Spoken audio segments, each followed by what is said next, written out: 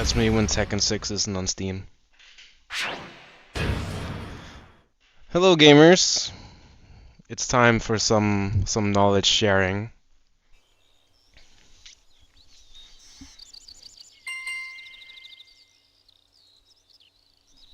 Now, I didn't really have any plans for this. I have a checklist of what I need to go through, but I'm open to any questions, game related.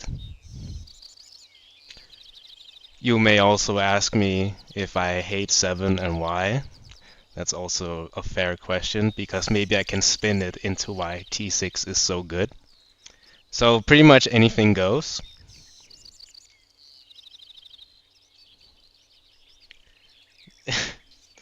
Buongiorno.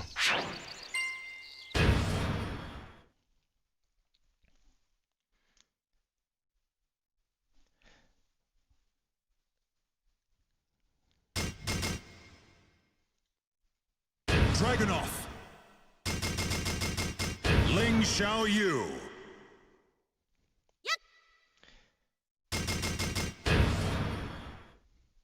First on my checklist is the T6 ground game.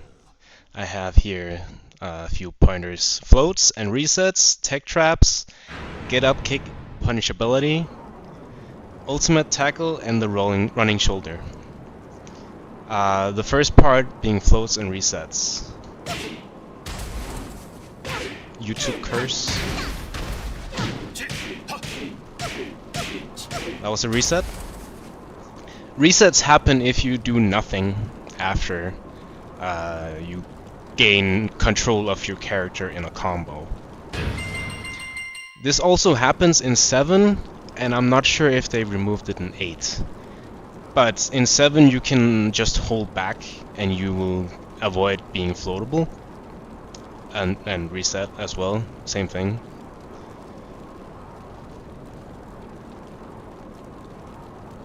The way it works in 6, or the way you can abuse the system in a way, is that you obviously get a combo after, or a floated hit, or you can get full scaled round damage, as I just did with the stomp.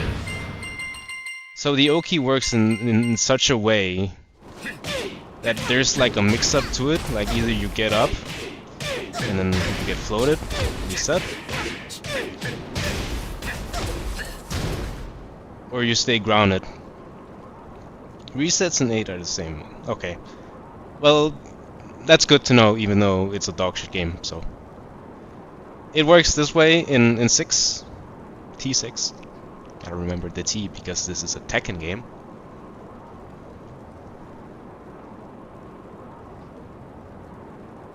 Oh, right, yeah, it does that. Full gray health if you get hit grounded, right? Yeah. That's funny. Tekken 8 porco di io.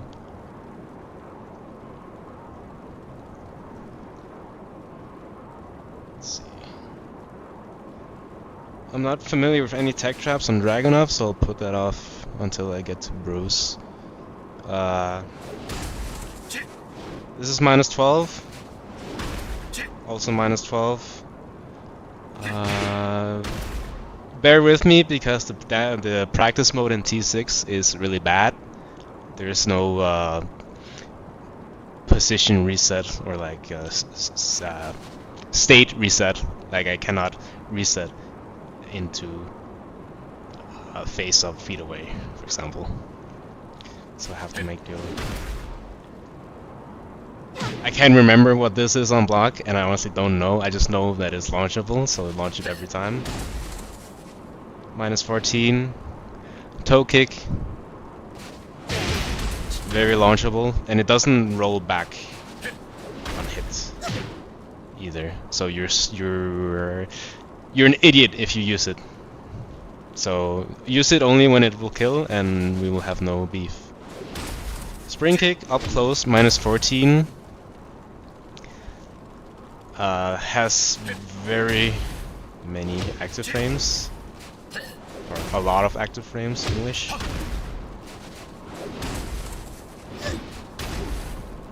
So It depends on the range where your punish depends on the range from where you block it, basically. Same as in any game, but in this game and Tag 2 and 7.0, if you play that, or if you have the means to play it, you will have to be very aware of your punishment regarding spring kicks. Let's see. Standing guard. Running shoulder is unblockable, but it's steppable. Whereas in 7 and onward, it is blockable and homing.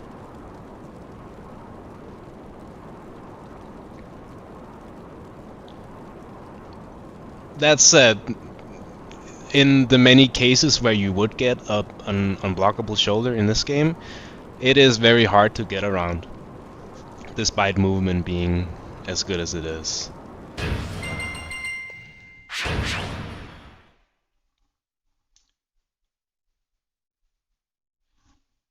Oh yes, I can't even showcase this because there's no fucking record function. Oh well. Let's see. Bruce Earthen, power on. Use heat. Haha, yeah, funny. I'll show you my my meter move. Get ready for the next battle.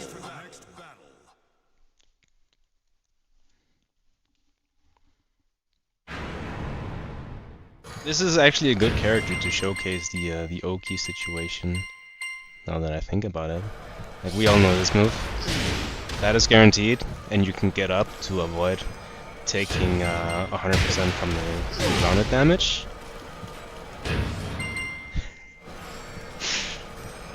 Yeah, you're all some jokers in chat, huh? Yes. There is actually a guard break in this game, but it's kind of hard to set up. But just for the fuck of it, I'll show it later. Just remind me. Anyway, back to into crouch dash free. Full damage, 23 damage, but if you get up to avoid the full scaling, you run the risk of a float. With YouTube curse, dash down 3-4.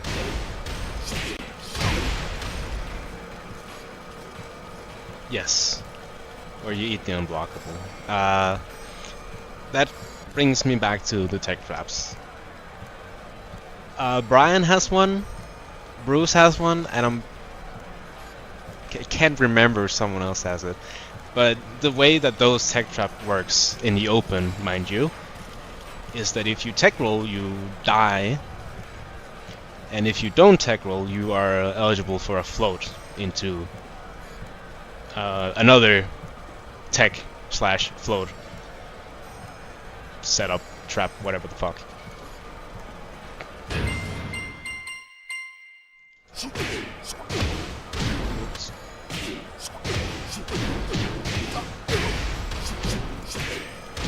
God damn it.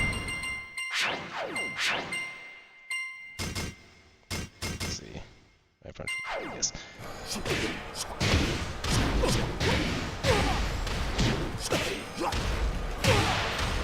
And that will connect both technical sides. Yes. And if you do not want to eat that and you stay put,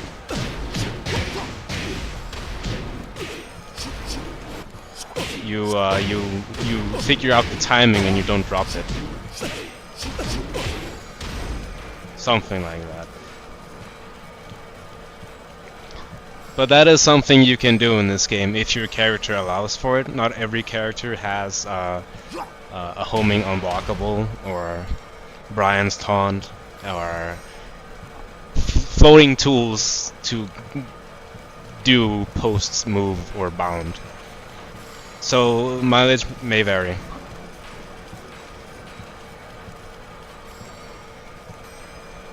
Law had yeah, but there's not really anything scary that Law can do, is there? Like I know forward 2 second hit hits grounded into a reset, but why would you not get up? Is there something I don't know here?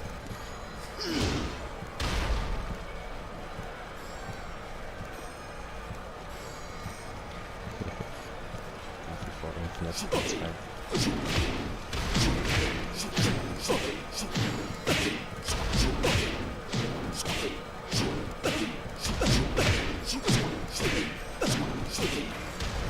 But this reminds me of like the point that I made in my head before that I wanted to make with this, is that there might be in latter games there's more guessing when you're standing, and that fucking sucks because there's god buttons everywhere and you can't move for shit. But in this game where you can move, the guessing comes after you actively got punished for doing some dumb shit. Like Brian and Bruce taunt and unblockable, you have to eat a combo before you're forced into the blender. So play good, idiot. That's epic game design. I love this game. Sumins.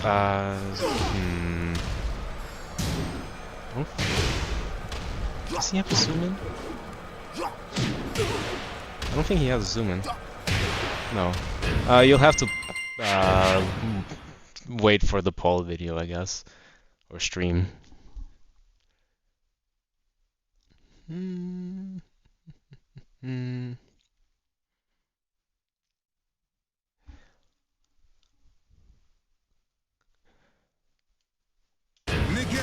Now, Ultimate Tackle is also different in T6. It was changed in Tag 2, and that's been the version going forward. But in T6, it's different, and it's kind of ugly, unfortunately. I don't know how I can show it, though.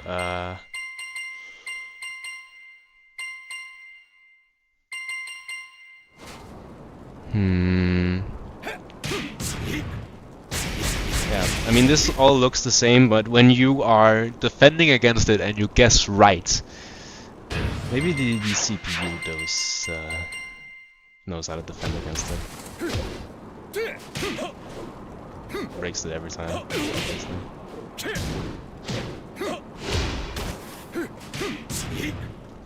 Yeah, something like that. And you don't get a back roll or anything, you just get reset to neutral, or you have to manually get off the ground because you're stuck in a ground state. So you have all the grounded options, but there's no, it doesn't do it automatically for you.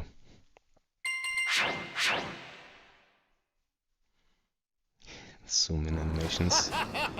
They should have a zoom in. No? What the f... This game is unwatchable, man. Not esports friendly at all. There's like no fucking zoom-ins that I can think of. Like Paul Death Fist, Law Fort 3. What the fuck, man?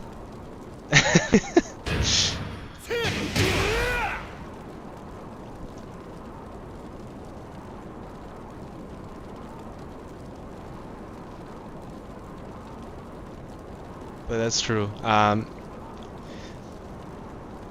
So that is most of the ground game that I wanted to go over. You have punishable. Maybe that actually could be one, I believe. Anyway, ground game and Oki. Vaguely brushed over.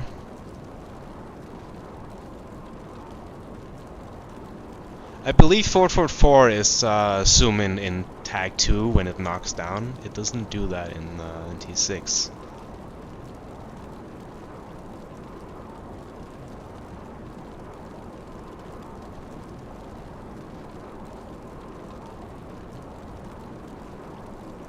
Just please don't, bro. Okay.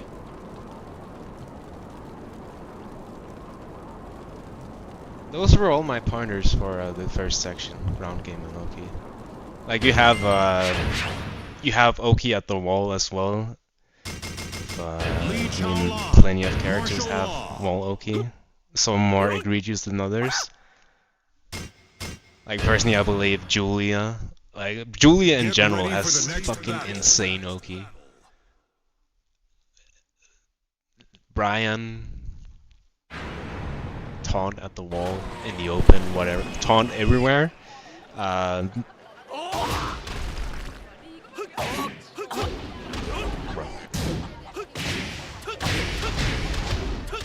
this, and that will refloat into looping or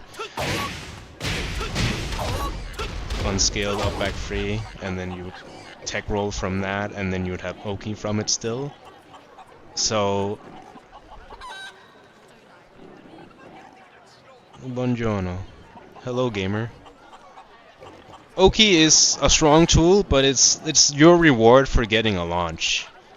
That is how I look at it, and I would much rather guess on Wake Up than guess any time that Lee is in back free range or fucking having to guess at range free against Brian with his +5 counter launch electric or his unparable demon paw, you know?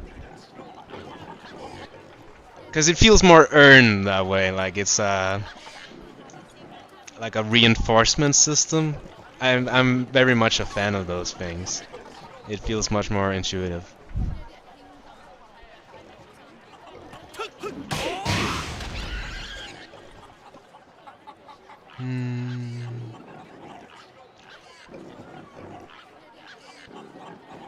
Let's talk about the miscellaneous stuff. I have movement as the second pointer, but I feel like the miscellaneous is more, I'll go over it now. It's funnier. Let's see.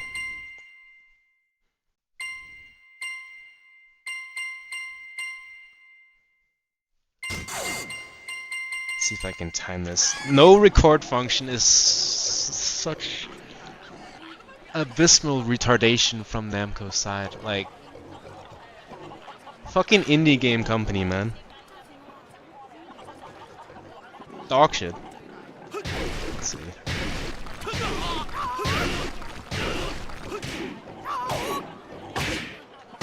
Yeah. No counter hit on trade, which is fucking amazing. It is such a, and I hate using this word because it's been bastardized by retards. Counter hit trade is such a toxic game mechanic change in 7, and it's insane how they didn't change it for 8, knowing how dogshit it was in 7. This alone makes some character matchups much more fair. Like, I would find a different word for it, but I feel like fair fits the bill the most. Because there are some fucking insane counter hit characters in this game.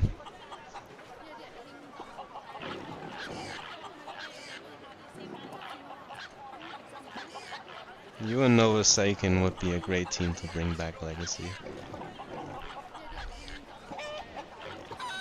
You know what we have in common? Which is a really funny thing when you think about it. We both think Main Man is a dipshit.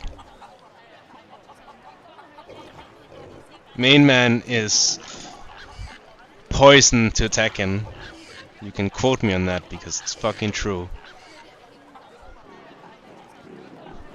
Anyway, no counter hit launch or counter hit properties on trade is amazing. It's so good. I love this game. Steve is much less of a piece of shit to fight against. Brian, also much less of a piece of shit to fight against, except he's not, but that's a different way. It has nothing to do with counter hit launchers. But we'll get to that in the Brian stream. Fuck that character. Holy shit. Fuck Brian in this game. I'm telling you now, He is the best character in the game, and it's not close.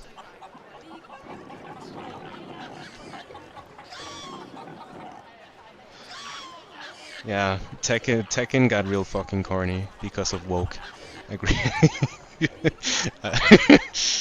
I can't say that with a straight face, but yeah, I mean, main man is unfortunately him being the most popular and him having the views that he does has unfortunately led to a subsection of the fan base being loud and extremely retarded.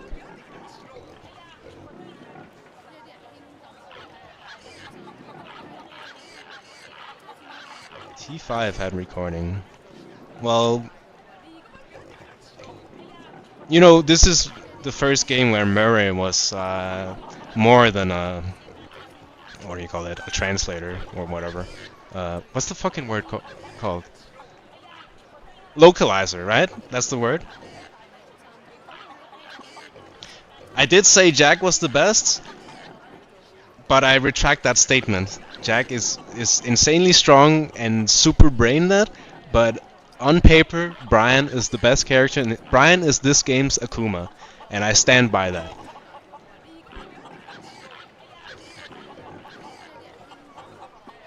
Jack is this game's Julia, which sounds really stupid because Julia's in the game, but Julia is... she's also the Julia of this game.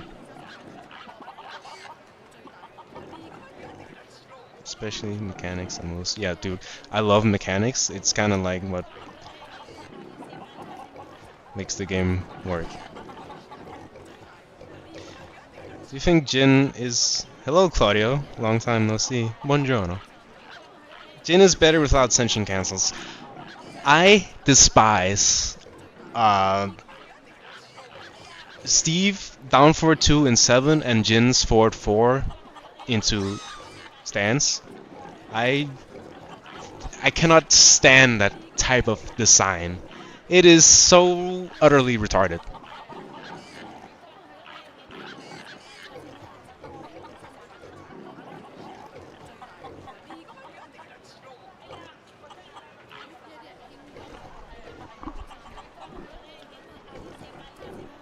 There was a Julia player in Tekken Crash. It was Envy, and he played... I remember, because I was studying that when I had my little Julia craze before New Year's. Nee played the Julia matchup so fucking perfectly. He did all the right counterplay, and still he lost 3-0 to Envy. It was so funny.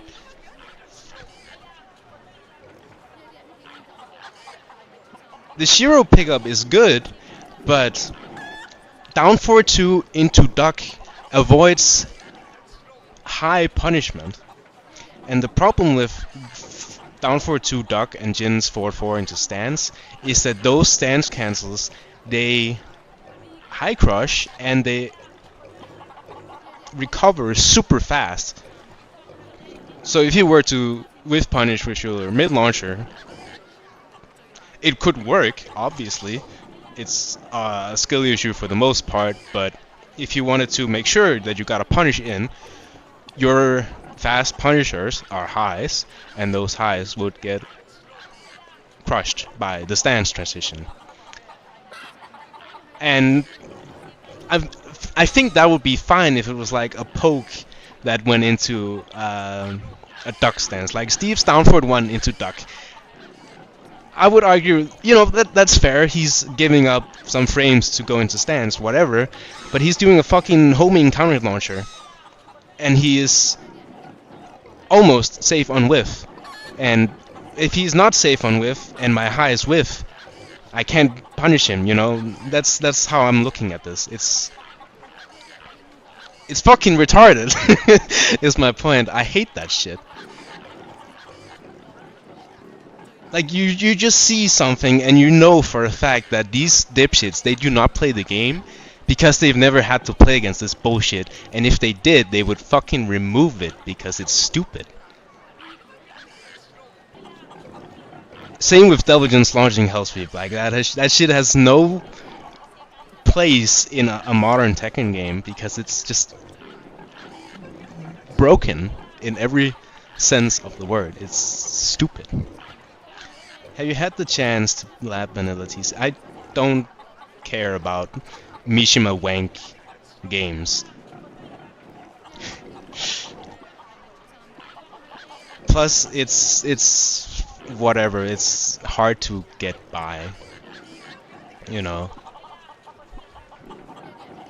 But I saw a AAJ T6 combo video, and Julia had she had 1-1 into the win roll hell sweep string, like from 1-1. I think that was really cool in a combo. And 6.0 Leo with all the different moves. That was also really cool. Like it's cool to see the skeleton of what became my favorite Tekken, but I'm not really as invested in it as this game I've been playing for a while instead.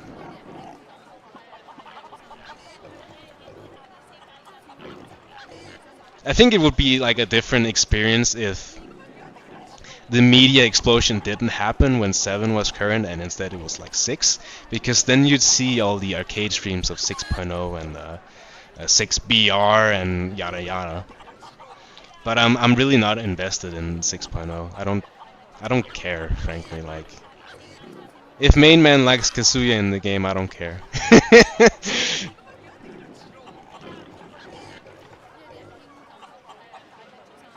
I think Dragunov players like T6 Vanilla more, and Bob maybe. But then again, this is the Bob game, or so I'm told, even though Tag 2 is more of a Bob game, but you'll never hear anyone say that. Mishima Star was part of the balance team in 6, I believe. Thoughts on T6 Yoshi? He is nothing burger. Like, he will get his own stream, but there's really not much to go through. To my knowledge, at least. I am not very well versed in Yoshimitsu antics. But the little I do know is that he just does nothing.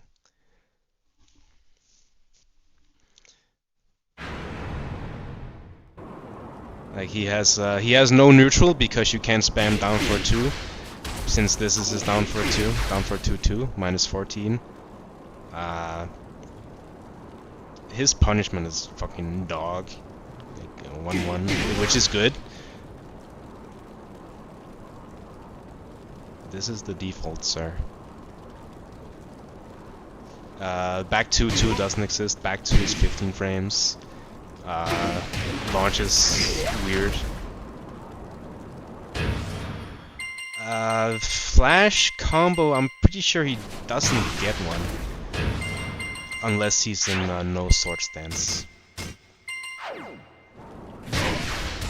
Like you have this, but you don't have the down 1 extension that he got in Tag 2.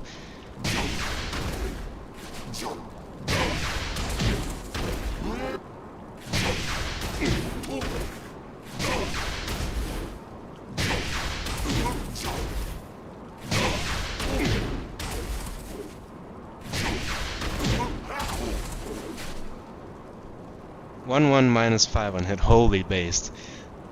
This is another point that I really love about this game. All the, and excuse me for uttering this, but the gimmick characters. Yoshi, Xiaoyu, Lei, Hwoarang, Bears. Who else we got? All those insufferable pieces of shit bitch characters are all dog shit, and it's fucking beautiful. Like, obviously you still have the character strengths of them being tricky,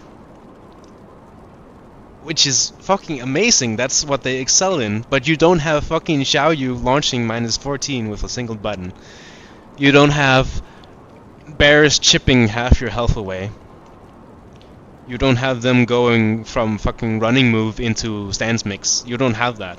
You just have them with their niche little strengths, tricky bullshit, and small character size, hurtbox, whatever.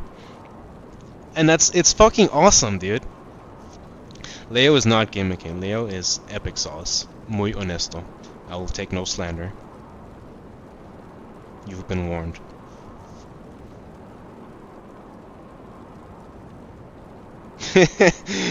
Dude, it says on my page live at 19. Porco Disco. Opinions on Tag 2. Ooh boy. That is a can of worms, honestly. Old Phantom Sword in this game. Ooh. How the fuck do you do that? I can't remember. Oh, you need an attack button. I don't think it's in this game, honestly. Maybe.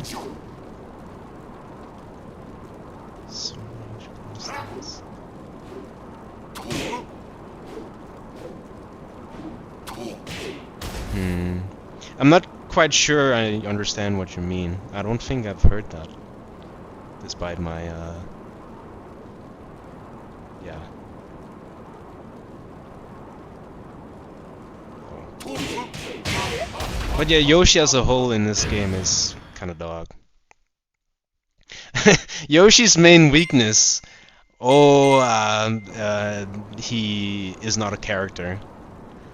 Like, you have Safina, that's the baseline for barely functional, and then you go down a few tiers, and then you have Yoshimitsu. Everything you know about Yoshimitsu in 8. Oh.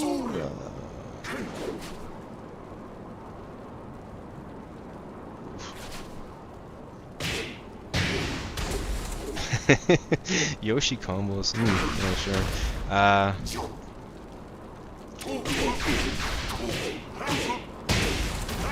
Does this work? It doesn't. Wow.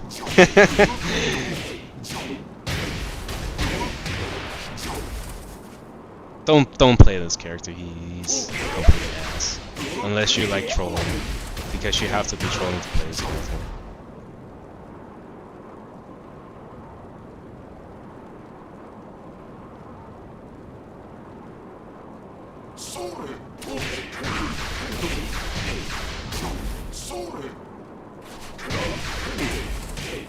Oh, okay. Oh, I get it. It's because Flash recovers faster in those systems. Yeah, okay.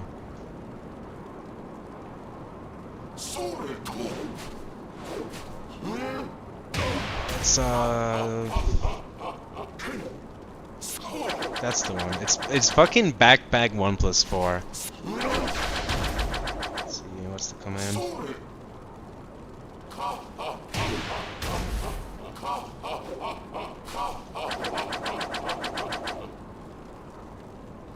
I'm not well versed in Yoshimitsu, so yeah. My opinion on Tag 2. I don't like the game. I am not a fan of the fuck it we launch meta. I like combos. You look at my channel and you would get that I enjoy the combo aspect of Tekken. But I mean it is really good for that. Obviously, 16 combo videos plus the loose change, you know. But like, okay, let's put it this way. I like Tag 2 in the sense of practice mode. Everything contained in practice mode is really fucking cool. I like the record function. I like the all the save state shit you can do, like recover in grounded, backturn, whatever. Start stage reset at the wall, or with the wall to your back, whatever, or on the opposite side. That shit is so cool. High quality of life. It is really nice in practice mode. The problems arise is or when you try to play the game, because then it devolves into a launcher meta, and I fucking hate looking at that. It is so ugly. Come on. I do not enjoy that in the slightest. Get ready for the next battle.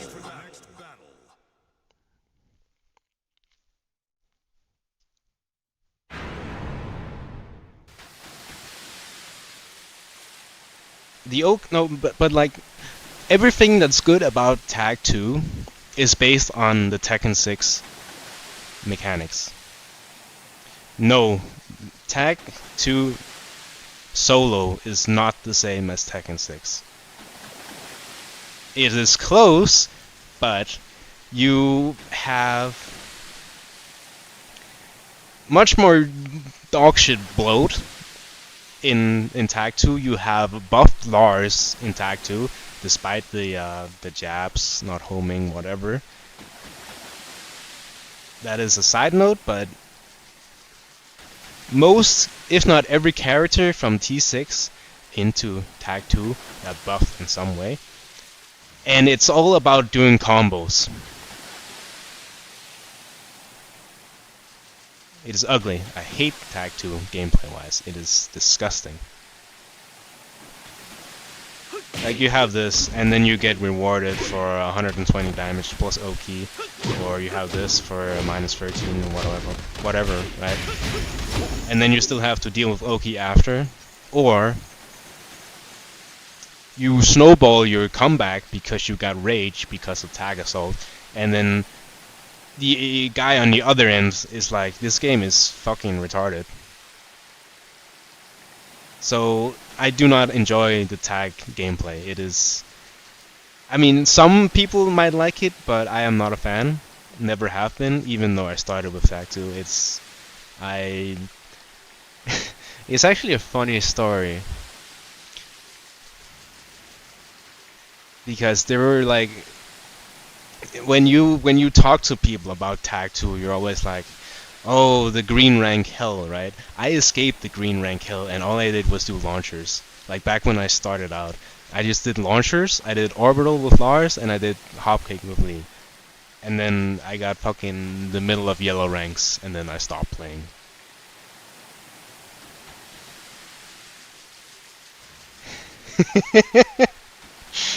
Tag 2 is still the second best Tekken tag game, though. You know, that's facts. Vero. That is very true.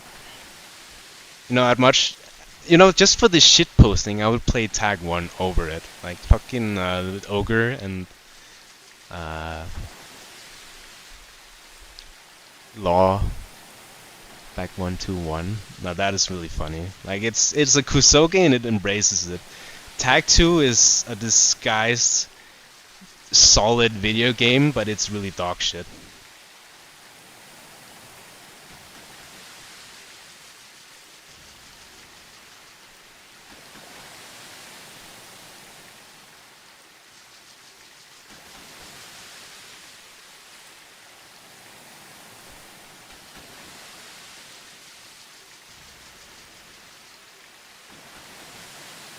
Tag 2 would be fine if the tag system was just limited to practice mode. I think that would be really cool.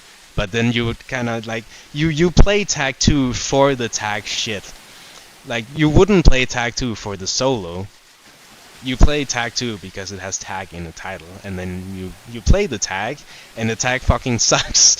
So I mean, that's my opinion, and I'm sure I will be called a fucking scrub or like ignorant of how the game works, whatever. But in my opinion, if it's not solo, I do not want it. I've been asked several times, like, if Tag 2 got put out on Steam, would you play it? And I'm like, no, I would rather play 7. And that is how much I fucking despise Tag. Like, even with the movement existing, the tag system is just inherently broken, like fundamentally. And I hate it. It's ugly. Practice mode is good though. I'll give it that. But everything outside that is not my cup of tea. I hope that clears up what I think. And no, to get back on the 1v1, you could argue somewhat, but I mean this is a I hate how Tag 2 looks. It's such a downgrade from T6. Like T6 is like a sleek new car, and then you have Tag 2 and it's the colors are wrong and it just looks used because they had to downgrade it to make room for 4 characters, whatever. And that's fair, but I'm not gonna play it over T6 when this game is bellissimo. You know what I'm saying? This game is so good looking. Like when we were playing offline and I could play this game for hours, dude. It's so beautiful and the gameplay is great. It's so good. I fucking love this game. And yeah, the phases in T6 are kind of hit or miss. Like you have Steve and you have Nina and they kind of look ugly.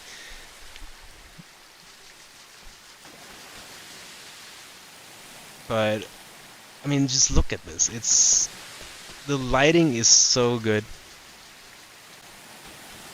Tag 2 feels washed out.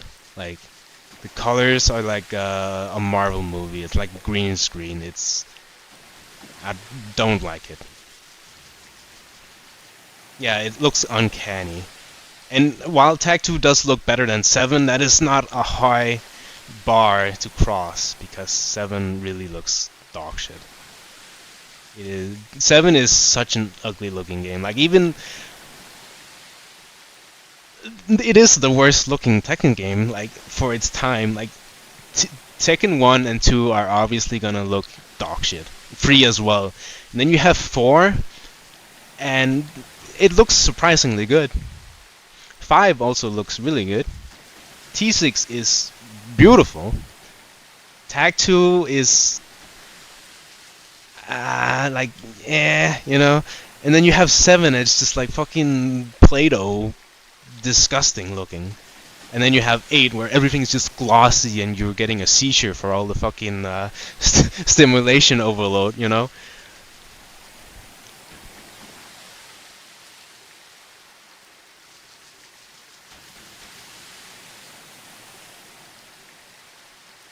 Yes. Anyway, we're getting sidetracked. This is not a QA session. It's Tekken 6 game mechanics. So let's get back to it.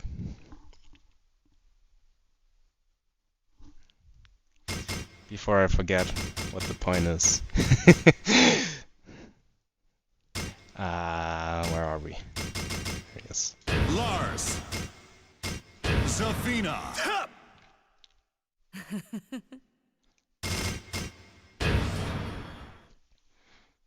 Get ready for the next battle. I'm not sure T4 mocks Tag 2, but it definitely mocks 7. Like you gotta keep in mind that it's a PS2 game.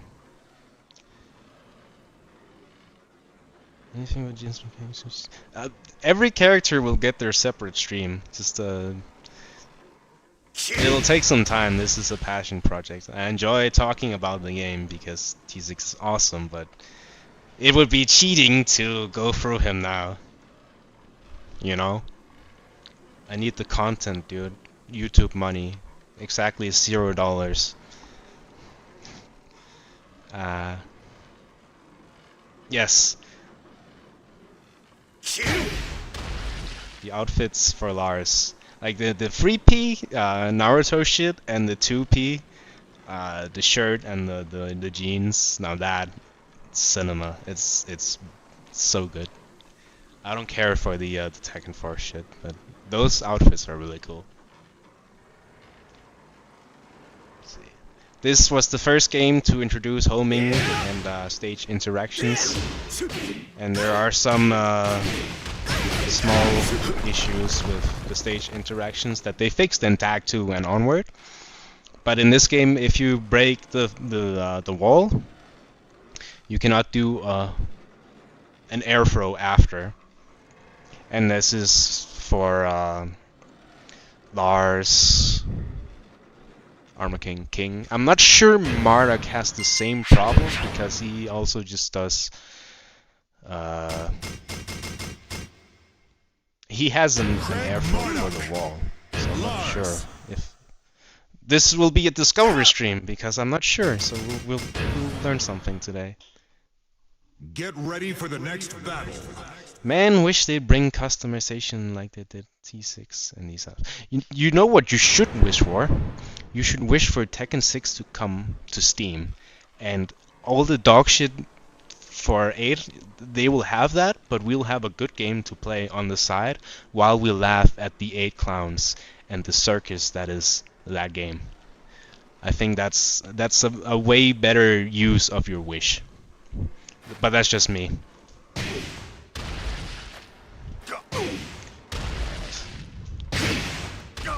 Oh, no down back 2, which is so based. Fuck tag 2. Alright, so no throws, period.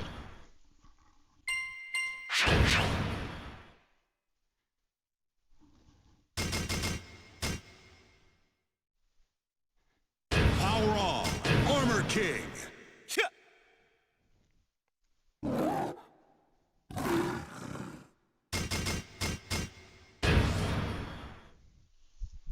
Get ready for the next battle.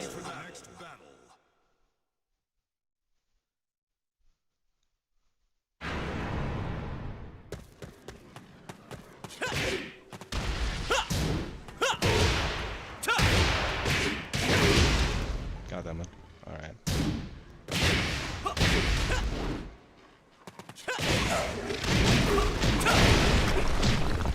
Nah, no throws, period. Like, even attack throws, apparently. I remember testing this, I kind of forgot, so, yeah. Let's see. Rage damage activates at 20 health exactly, but it's kind of hard to get to that point. In practice mode. So, just imagine it's at 7 there, and it did 160, and that would be the rage threshold. Threshold. Yes.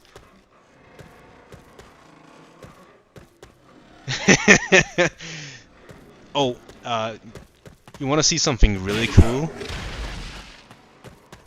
Look at the load time. Look, the wall is broken.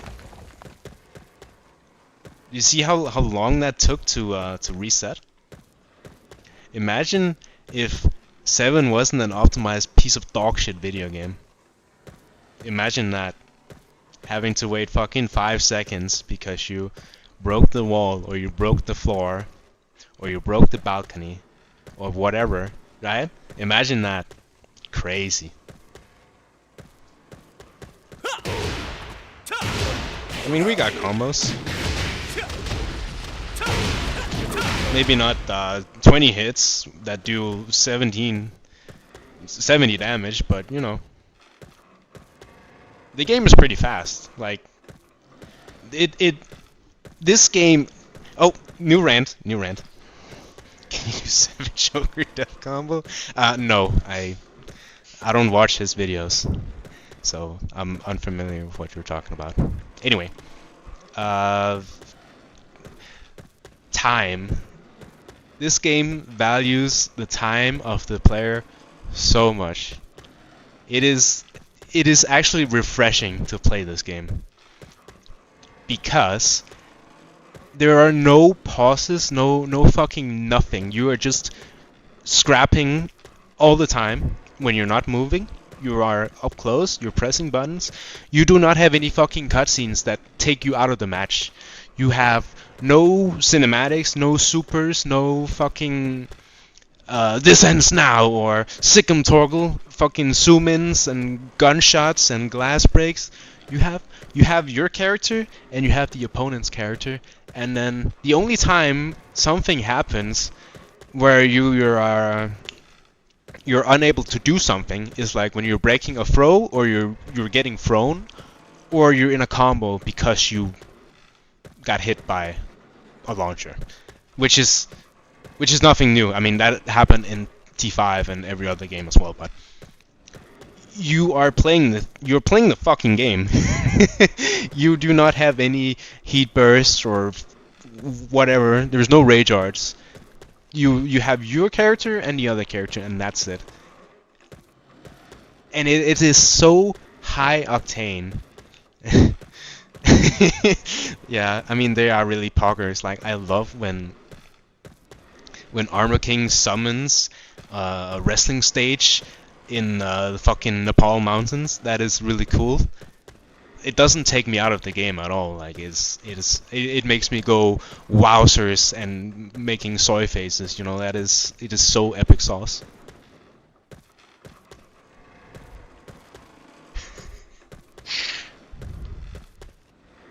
Fucking hell, man. Where did Tekken die? Like, 7 is just a lifeless corpse, and 8 has just raw dogged the corpse and then set it on fire, and then it's dangling it around like a skinwalker. It's I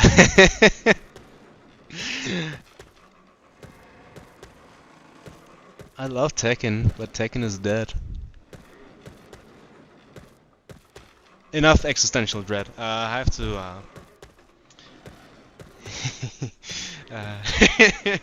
oh man.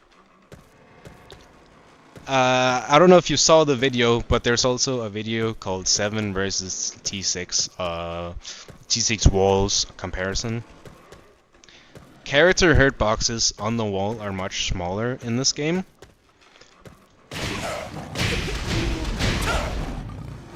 How do I showcase this with Haring? I don't think I can. Not on this, not against the at least.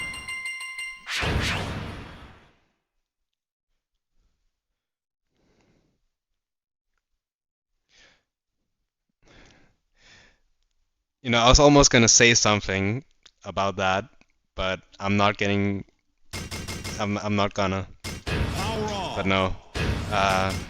Oh yeah, I can use Miguel for this. Let's see. Thing? No. Right. Brian Fury.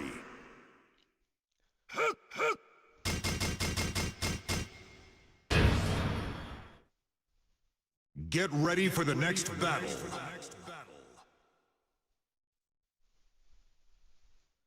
Dude, I agree so much. Like, I got into Tekken way too late.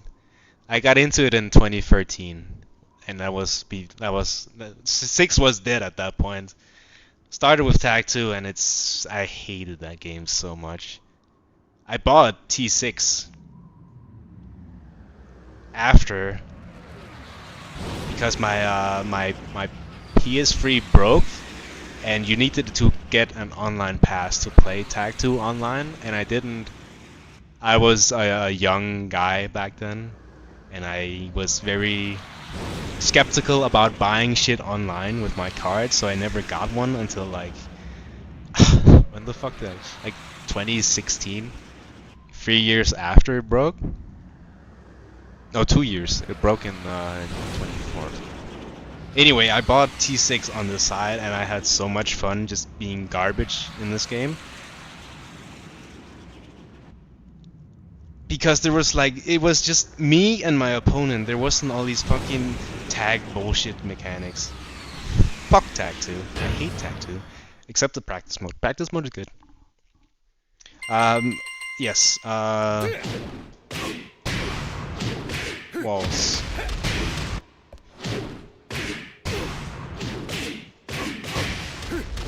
Motherfucker. God damn it. YouTube curse.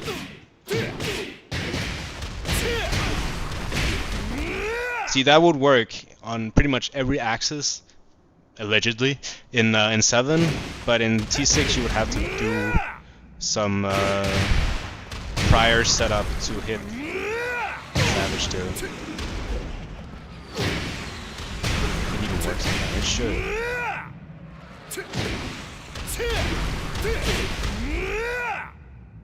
Fucking angle the ball.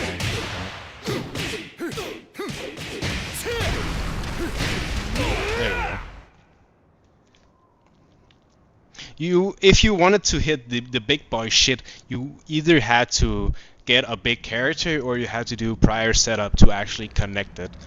Whereas in 7 you can just do it whatever it works. Here you go, little Timmy. You don't have to work so hard on your combo. We got you. Combo got does 538 stream? Does OKYSG stream?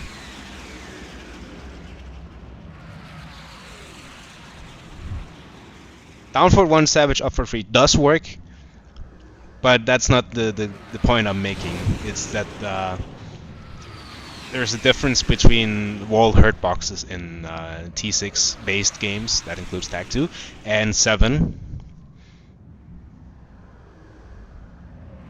And yeah, that does work. It is very stable. But you also have that, and I love the 0 on block down forward 1 with a frame faster recovery, so you can do down forward 1, down forward 1. That is so epic sauce. I love this character. But yeah, that does work, and it would be the go-to stable, unless you learn how down forward 4 1 1 works, which I do. I got the knowledge.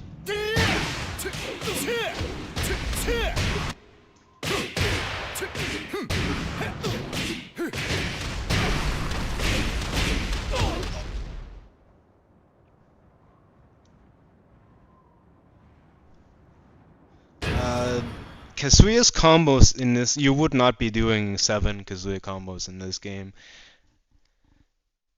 There's way worse recovery for most moves. You have to do something else. Boom,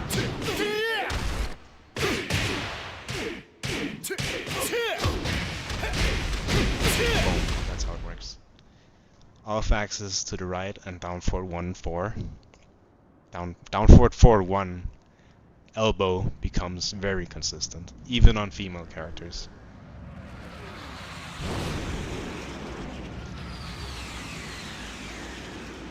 Alright, I think it's time. Time we talk about it.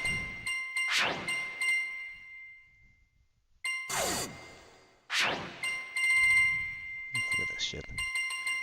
Look at this. Look at this. Oh my god. You're not gonna believe this. Look at that. Look at that. Look at that. It's so good. Whoops. You took this. Moving in this game is so sick. When you're allowed to, at least. I will say the movement is great, but against some characters it feels very jailing. Like you would be playing a scrappy game more than a movement match. Like against the usual suspects, you have Steve, and he is a real fucking pain in the ass to get around. But against most characters, like there are obviously some egregious examples because most characters have really strong homing options and tracking in general. Like Miguel, these buttons, they cover a direction in each way, or a step in each direction, rather. Better put it. But, I mean, Julia is not actually a tracking monster. Like, as much as I hate Julia, and trust me, I know, now I know, Julia is not a tracking monster. Like, you have 4-1, but you can make it whiff, and it's worse on recovery, so that makes the move fair. But there are so many godlike homing options or tracking options on most characters that stepping kind of becomes a mix-up, but it's also not as rewarding because you don't have a fucking you don't have this being a weapon counter hit launcher that hits grounded and flips over and has like an area of effect AoE, and it doesn't do chip damage either. So yeah, it becomes less punishing to move the wrong way, unless you're really confident in your read. You would then go for high risk tracking options to really capitalize on it.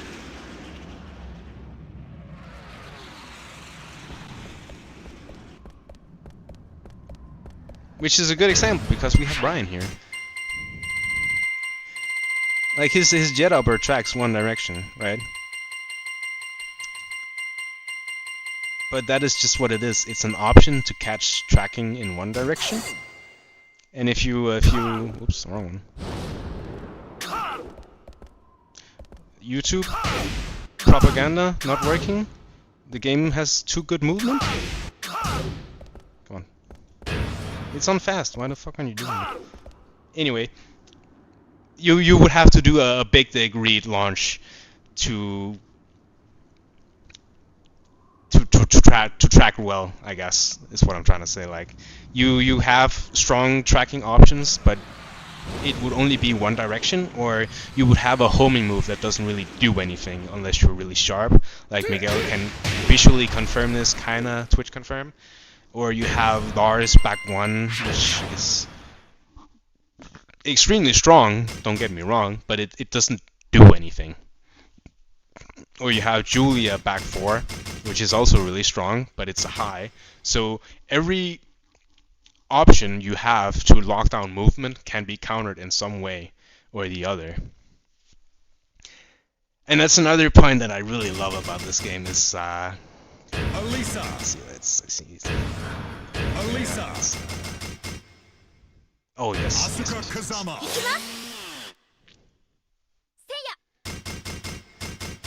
This is another design factor I absolutely adore about Get Tekken ready 6. for the next battle. This is the first game to introduce homing moves. We did not have these before this game.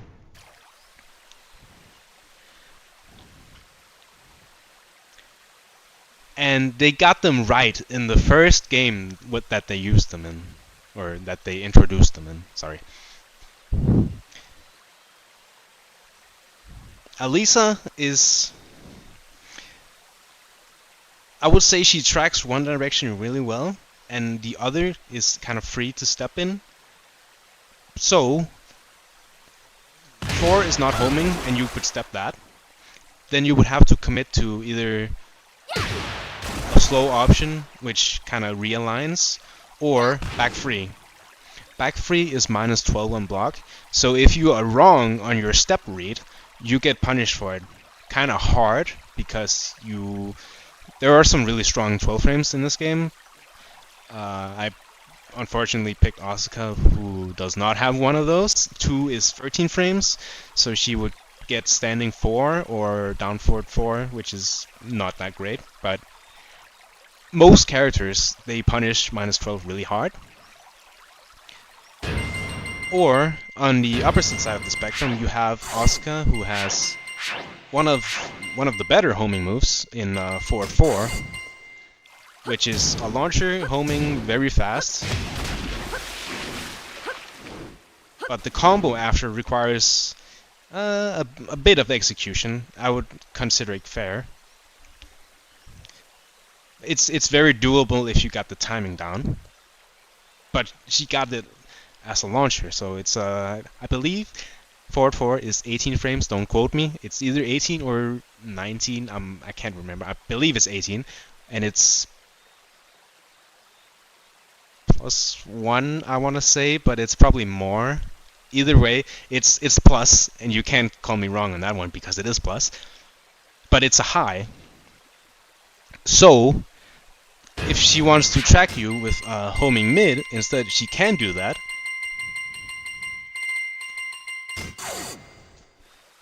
But 443 is minus 14.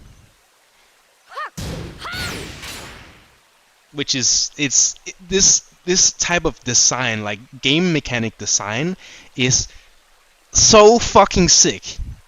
It's so cool. Like you have It is so cool, man. I love this. It is one of my favorite things about this game is that like you have the movement and then you have the counters to the movement, but then you also have the counters to the counters of the movement. Because homing moves, like objectively, homing moves are extremely strong. Because the game is about moving, right? But then you it's so cool. It's so cool. And that's also one of the reasons why you cannot just play tag solo and get the same experience because there's so much so much homogenized bullshit in tag 2. Like you have 4-foot free that is safe in tag 2. Elisa's back free is also safe in tag 2. Brian's 1+2 is also safe, but 17 frames in tag 2. Like on the surface it looks like the same, but you do not get the same experience. Plus tag 2 is fucking ugly. So it's not the same. Okay?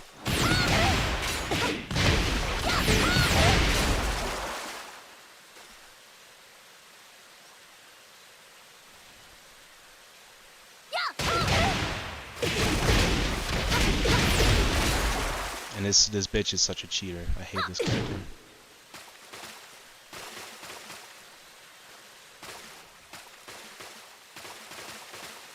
Tag 2 is extremely ugly.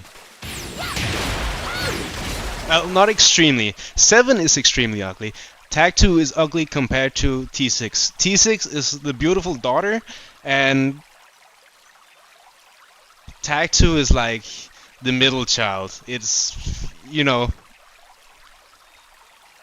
what I'm saying?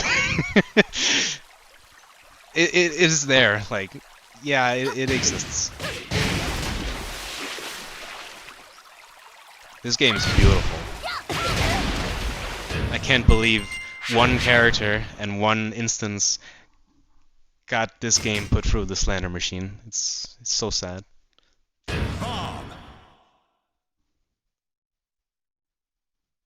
Kazuya Mishima. Tag 2 stages are so whatever, and the music, I hate the music so much. Get ready for the next battle. Like T6, you have some insane bangers. You have Urban Warzone, you have Mystical Forest, you have Manji Valley, you have fucking Assassin's Chamber, Fallen Colony, Sheep Stage. Like it is cinema, and then you have Tag 2, and then you have boring shit, and then you have shit that starts really good and then turns into whoop whoop whoop whoop. Like the ship stage, the Ganryu ship. It starts so good, and then it turns into fucking whatever was hype at the time, and was just generic whoop whoop. I fucking hated it so much.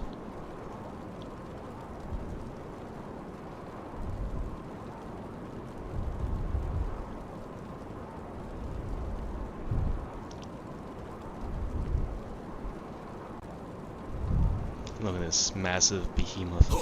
It's so cool. Tekken 6 Kasuya almost made main man hate the game, or whatever the fuck. What a dipshit. If you're playing the game for one character, you're missing the point, man.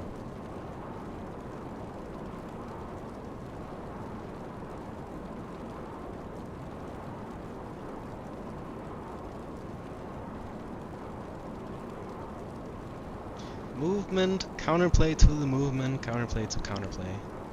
It is kind of like RPS, but it's like it's more nuanced because you can you can counterplay the counterplay to the counterplay. Like on a read on like it's. I need to play this game again. Like summer can't come soon enough. I want to play my I want to get my T6 offline fix.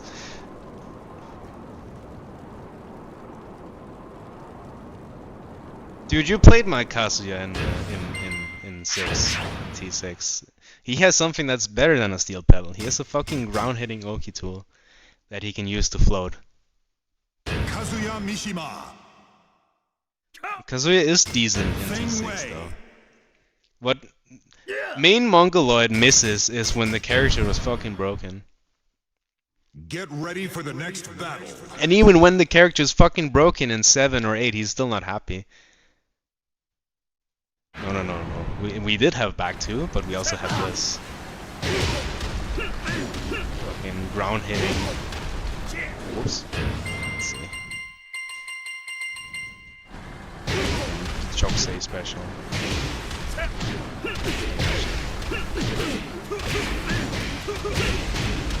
Mosque.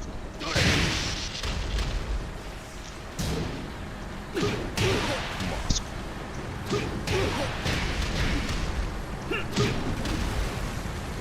This game. Mosque.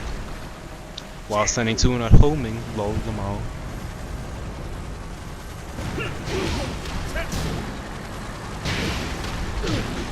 You cannot compare T5 to T6. T5 and DR are fucking shitpost video games. Like Tag 1, Tekken 3, Tag 1, T4, T5 DR, those are shitpost Kusoges. It wasn't until T6 where they like... What's the word for it? Like they grounded everything. To the point where you can look at it, yeah, go like, this is a serious video game. Down 4-2 is still homing, yes. And Down 4-2 in this game is fucking insane. Like, fucking the pushback on this shit.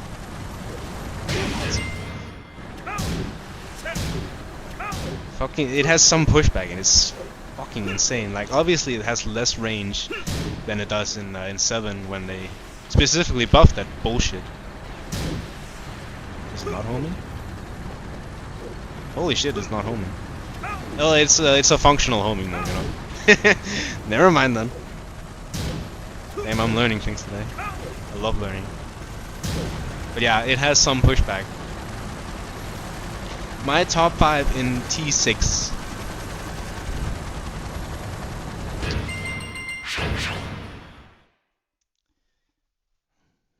Now that is a very controversial leading question.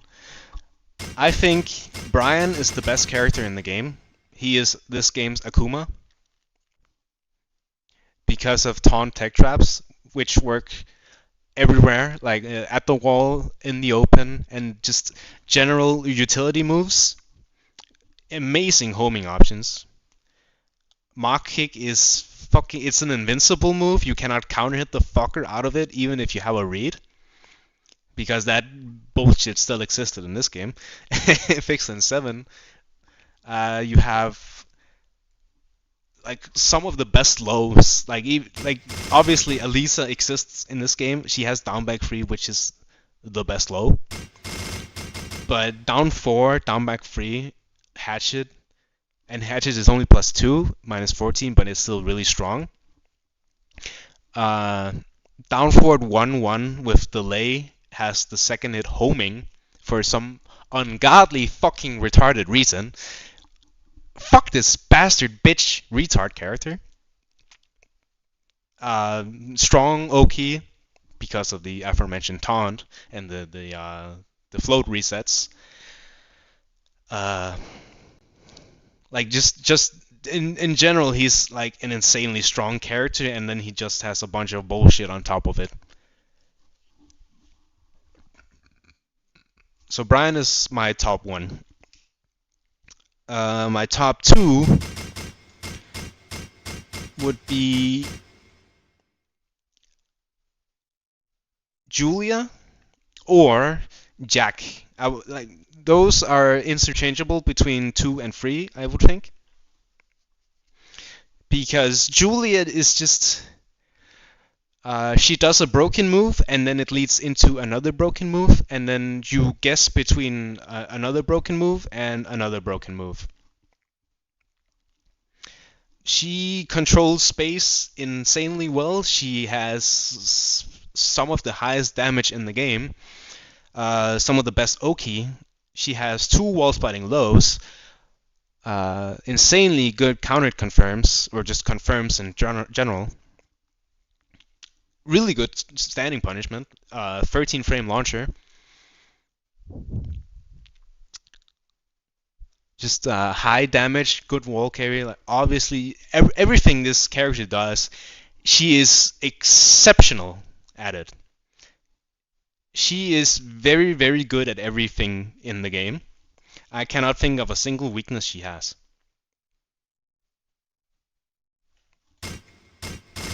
Jack is insanely... He's like the opposite spectrum. I don't want to call Julie a high effort character, but at least you have to like put in something to get something. Like you have to open your eyes to counter confirm shotgun into the elbow. You have to open your eyes to down forward 1 into forward 3 confirm, or to punish with forward 3 in general, or like some of the combo shit, whatever. Julia has like an ounce of effort. Jack is on the opposite spectrum because he has no effort involved at all. You just do your Jack shit. You do forward 1, which is like, it is the perfect Tekken 6 move because it's unparable, long range, bound move, whatever, knockdown, OQ into guaranteed shit, or like a float into combo if you want to avoid the damage he gets after. Strong range with Jack shit. He does what Jack does, except he hits like a fucking truck. And he just works really well with the game system. And yes, Julia has a 13 frame launcher. Her forward 3 is a launcher in this game. Jack also really does not have any weaknesses except his character size, which it is a pretty bad thing, but it's very matchup dependent. Like against Steve, he would eat a lot of shit, versus like against Brian, it wouldn't really change anything, or not that much at least. So it is detrimental to him, but it can also just be like a whatever thing. So that's 1, 2, 3. I'll beat my Horang friend. I mean, if you are losing to Horang in this game, you are doing something wrong, because Horang fucking sucks. Yeah. You should be winning with Jack if you're playing him. Yeah. Okay, top 4 you have Steve, and then 5 would be Law. Steve is just everything launches. Everything is a fucking insane button. Or he tracks and everything just fucking hits. Like, this character is so fucking hard to get around, but he can get around everything you do with the weave shit. And if you try to do like, if you're playing the Lars Steve matchup and you wanna call out the weaves on a read, his punch parry launches if you were sharp enough with the 4-4-2 after. So he is insanely strong, very non-committal, unless you want to be doing down back free, which is also insanely strong in this game. Actually, let's check him out. Look at that, the 5 DR fit. Objectively the coolest. Get ready for the next battle.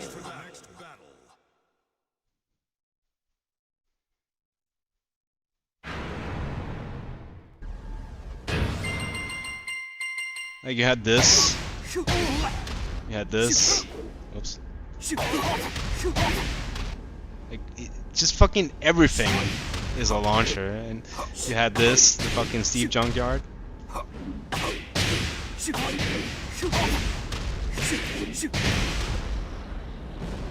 Like he was just fucking insane with like everything. Extremely high damage as well. Oops. YouTube curse.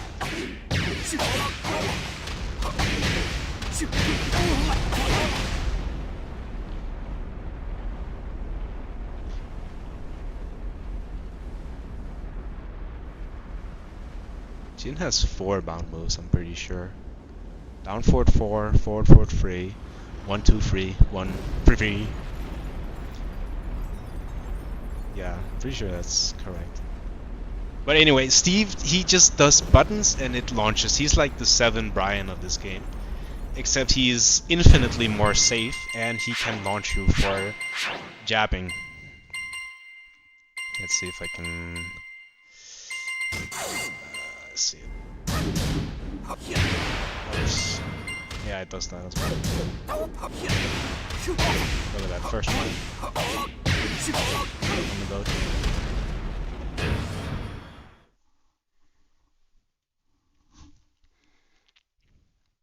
But yeah. He's fucking Steve, dude. Insanely hard to play against. Like, he control... Every time Steve is on screen, he wins the fucking matchup because he's just doing his shit and you have to deal with his shit. You cannot play Tekken against Steve. You have to play Stevekin, whatever. Fuck this guy. And he's just super... Like, everything he does is so high value. And safe. This fucker is so safe on everything. Fucking down forward 1-1 is safe. Back 2 is safe. Counter launcher, but it is not a normal launcher. It's a counter launcher. Like everything, fucking everything. Back 2 insanely fast on whiff. Safe lows. No, Brian is the Akuma. Steve is Geese. Steve and Elisa are Geese in T6. Brian is Akuma. High effort. Yeah. I mean, some would say that, but I disagree. Like once you know how Steve functions, he becomes not high effort. Like when you're starting out with Steve, he might. You would think that he's high effort, but he's really not. He's like a mid effort.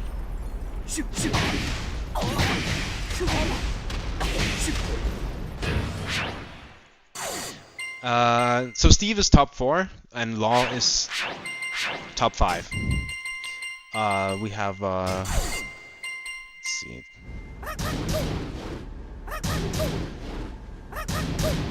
Free 4 jailing. Lisa is Geese in the sense that... Oh boy.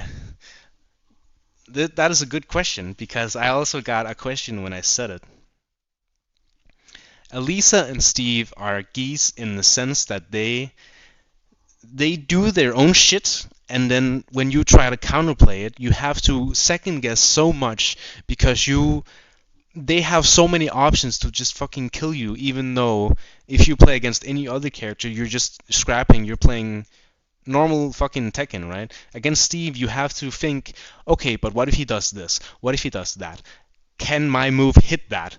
Can my move crush that move? Or like, do I have a safe approach to Steve with this move? Or there are so many variables that you have to consider before you can safely, and I say that with quotation, safely, approach Steve, because he just does so much bullshit. And with Elisa, it's kind of the same thing because of her backdash being so insanely fucking retarded. She has a safe back combo by just tapping back. Her backdash covers so much fucking distance you cannot fucking hit her, the stupid bitch.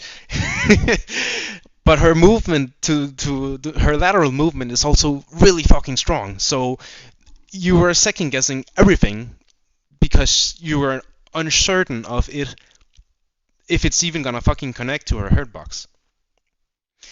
So in that sense, they are like Geese, because Geese had the mid parry, or like any parry, or fucking down 4.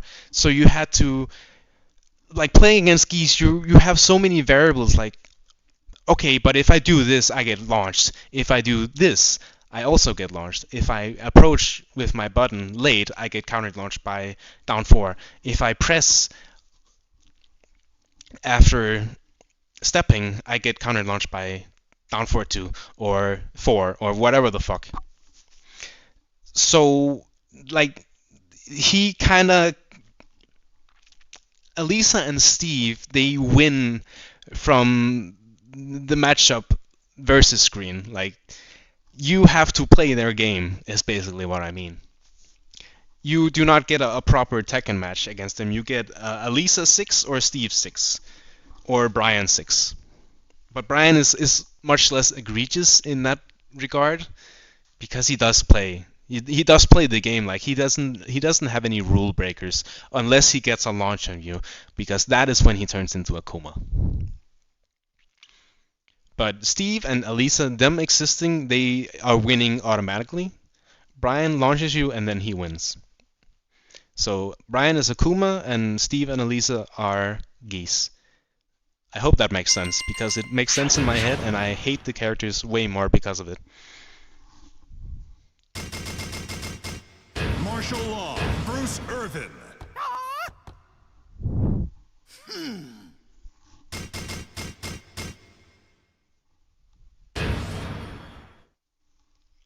Get ready for the next battle.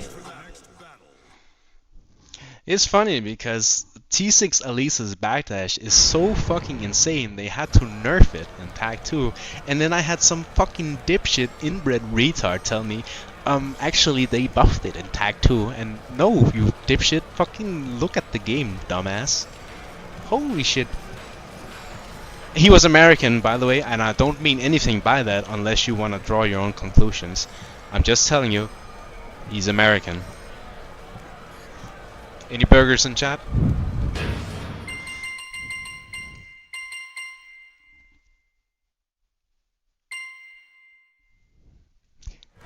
Anyway, top 5 law. Oh boy, it's time for another controversial opinion.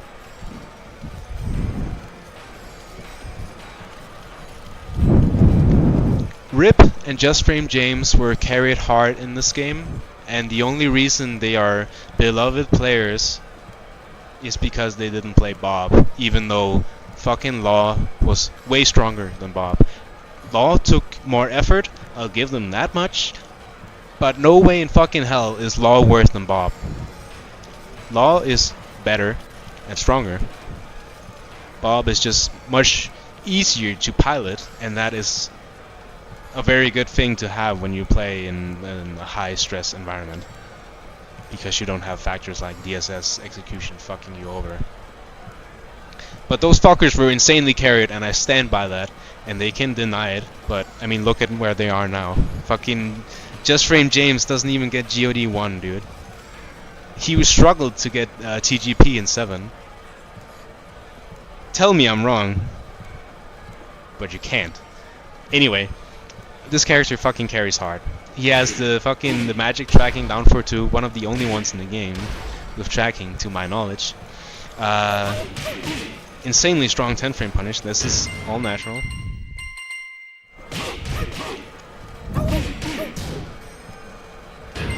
Insane fucking counter hit game.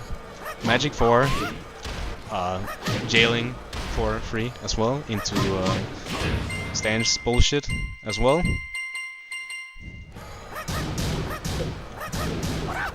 Pushback, minus 14, but yeah.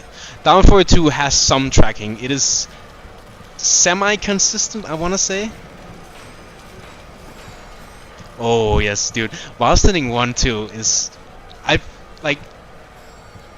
I miss it when I look at 7 or 8 law, because it's such a goofy knockdown animation. Like, how much damage is that? Like, if you 36, and then if you get up, you die.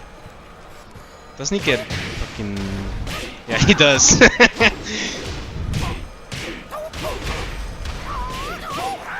So yeah, very funny 13 frame while standing punish. Launcher and tag too on some characters as well. Or is it everyone? I can't remember. It's been a while. But yeah, he, like, all his fucking normals are just broken. Strong punishment, fucking broken for free. DSS, so while standing 4, is insanely bullshit if you have the execution for it. I do not have the execution for it. I do my my big dick while standing for free, like a man. I'm not a fucking pussy. So yeah, but everything this character does is just fucking high value. Like Dragon Hammer knockdown into guaranteed shit. Counter launch. Does this work? It does. Wow. Crazy. Zero commitment buttons, like fucking really strong homing move. And then you have back 4, which is semi-homing. It's not officially a homing move. Standing back forward, space 2. What does this mean? Standing.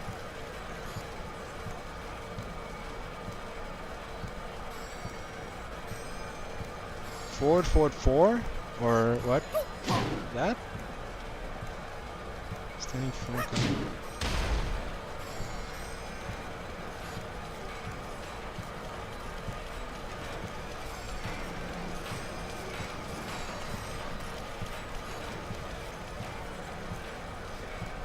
Law has the DSS execution element, but he is insanely easy to play.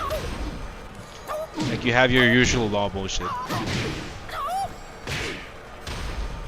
But he also just fucking...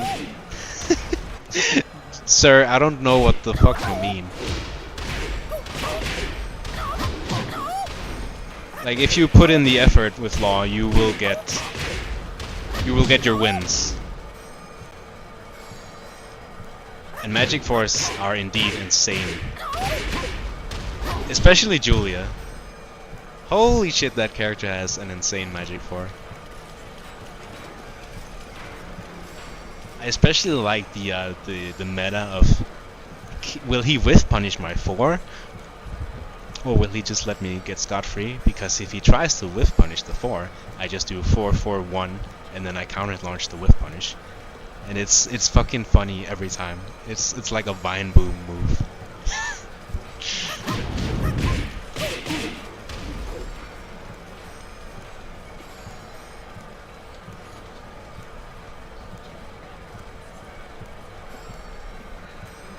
Do you mean go into DSS? Yeah, what about it? I mean, you can do that, but it's not optimal. Or is it? I don't know. You noob in... I mean, I'm more than willing to learn. You noob in this game. You noob in English, brother.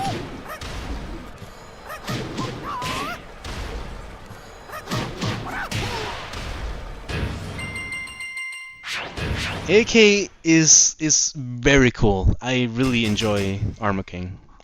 Because he's just a down forward 1, down forward merchant, and then, you know, dark upper with punishment.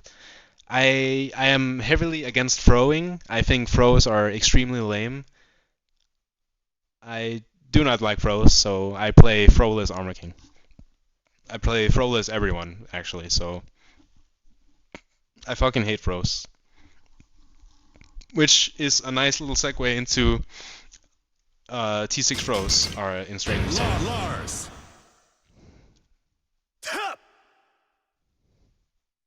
Did you not see me do DSS Hamu Hanyan? Get ready for the next battle. Is this a shit poster? No, Armor King's combos are really, really shit. It's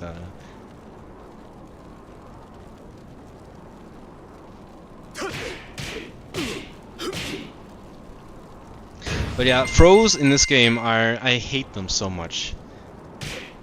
to me, they are basically 12 frame unblockables because they are so fucking hard to break. And that is a skill issue, I am very much aware. It's I simply do not enjoy the game mechanic, so I refuse to interact with it.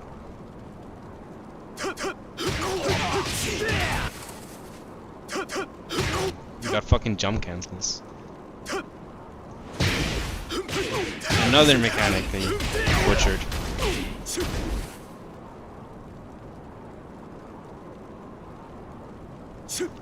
But yeah, throws have specific breaks, like 2 plus 4 is 2 break, 1 plus 3 is 1 break, up for 1 plus 2, or 1 plus 2 throws in general are 1 plus 2 throws, 1 plus 2 breaks, obviously. And you have fucking 14 frames to break them, I believe. I think that's how it works. As I said, I hate this mechanic with a passion. I refuse. I absolutely fucking despise throws. I see them as a gay little crutch mechanic for retards. If you are throwing, you do not have the capability to outplay me on neutral, and that is why you're throwing. So that is my little controversial skill issue take. So that is my opinion. You can either disagree or do some fucking kill you. But yeah, everyone has the potential to be a grappler. It is very ugly. I do not like it.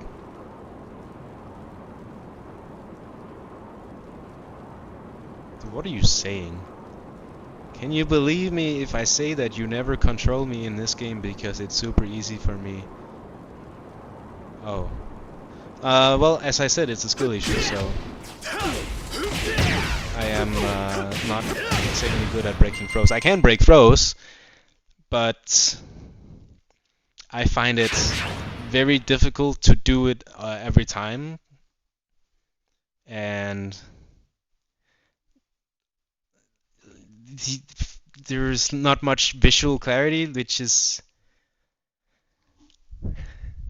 which is one of the good things that 7 did, was like you have much less shit on the screen to focus on the throw. Like T6 looks very good, but like it's kind of hard to see the small little hand movements, you know? That's just me. As I said, it's a skill issue on my part. And let's Armor King. King.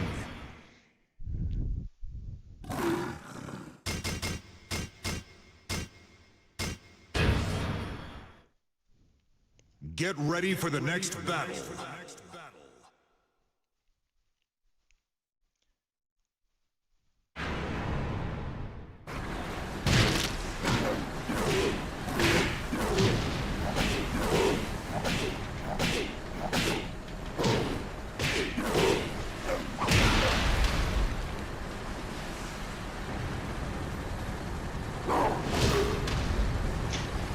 This is another thing I really enjoy. Actually most characters in T6, I really like them. Like, let's go through them. I like the bears in this game are like, they're fucking meme characters, but they have their strengths. Like as I mentioned before, like they are the trickster, funny guy characters, but they have like a niche or several niches that when you play them, you play the bears. You don't play the bear twin piston character. You play Kuma, Panda, whatever, and you do the funny man shit. But even then, they still have like something that might make you want to pick them. Like it's like in 7 it said you had 51 something characters, but they all played the fucking same. And in 8 it's even worse. In T6, every character has a reason for them to be played. With bears, you have that. I like Panda. I don't like Kuma, and it's it's been a thing I've had for a bunch of years now, and I'm sticking to the bit. But Kuma and Panda in this game are my favorite versions of the character. Big is the same. Lei is also the same because he's dog shit, and I really do not like playing Lei. I think he's corny. I fucking hate this character. But he's bad in this game, so he's obviously the best version because fuck this character. Nina, I like Tag 2 Nina more, but then you have to play Tag 2. So obviously T6 Nina is the best. Marduk, he doesn't have down back 2 in this game, and that makes him infinitely more fun to play against. And also funnier to play because you're not just spamming hybrid mids all the time and mixing it up with down 3 and down 4. Paul is a very sad character. I prefer Tag 2 Paul or even early 7 when when back 1-2 had the funny knockdown. That was peak Paul. That was a Vine Boom character. I really enjoyed that. But it's more like the Kusoge part of it that I enjoyed. Raven is I really like him in T6, but I feel like Tag 2, the combo buffs he got in that game really make the character stand out more. But again, you have to be playing Tag 2, which is a really sad thing. But if you were to play Tag 1 solo, Raven would definitely be one of the cooler characters to play. Feng in this game is really cool because he is like Jin in this aspect because before they had fucking do everything combos, they had dogshit combos, but everything about them was otherwise really fucking good. Insane neutral tools and just fucking the poking and everything else super strong, but the reward you got for hitting a launcher was very minimal. And then they changed that in Tag 2 with the tag system, or Jin getting all the combo shit in 7 and even in 8 and so on. In 6 you don't have that. You have Feng with shit combos and he's balanced because of it. And I love this version of the character because he also has this. This outfit is fucking ball as hell, dude. I love it. Kazuya, I'm not really the biggest Moscow character fan, but I really enjoy Kazuya in T6 from the little I've played him. Because I'm you know, when I pick Kazuya, I always have this Kazuya made main man hate the game going through my mind, and I'm like, how bad can it actually be? And then I play the character, and it's like, oh, so you're just fucking dog shit at the game, and you had to blame the character for your shortcomings. Okay, I see how it is. Because this character is really fucking fun. He obviously has shortcomings, as you'd expect from a character in this game, but you can work around it if you are a capable enough player. So I would much rather play this Kazuya over. I mean, in Tag 2 he's kind of the same, but also not really. But in 7, where fucking down by 2 knocks down a normal hit and he has a steel pedal, it's just, yeah, you're playing a casino coin flip simulator. This is not really what I expect from a defensive character, you know? I feel like T6 Kazuya is like the pinnacle of Kazuya because you're putting in the fucking effort that you're self-proclaimed to be doing when you're picking a Mishima. You're so busy sucking your own dick saying, oh, I work so hard, I am such a master of the fundamentals and I'm so good at Tekken. You're fucking not, dude, unless you're playing Kazuya in this game, because then it's actually warranted that you get that tagline like, oh, he's playing Kazuya in T6, huh, he must be a pretty good player, huh? Yes. So Kazuya in this game is I like him. This character is really broken in the sense that his tracking is really fucking retarded. But he looks so cool, so I can't hate him. Like, he has the Dragon Ball hair, dude. Like, come on, man. Just for the record, I'm white. Should anyone be wondering?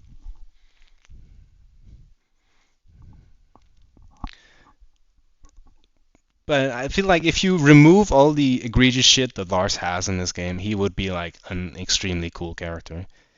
Because I feel guilty playing him at times. Like when you do 1-2 and the fucking 2 tracks and it's not even a counter hit. It feels so disgustingly cheap. Which it is, but it's like an it's kind of gay.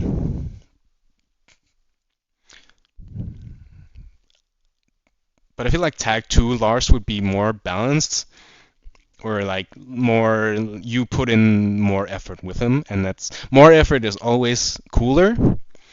But you're playing the tag game and you're doing launchers all the time, and then you fucking shred the opponent's health bar because he does so much damage with every character. And it kind of it's tag 1 solo Lars is really cool.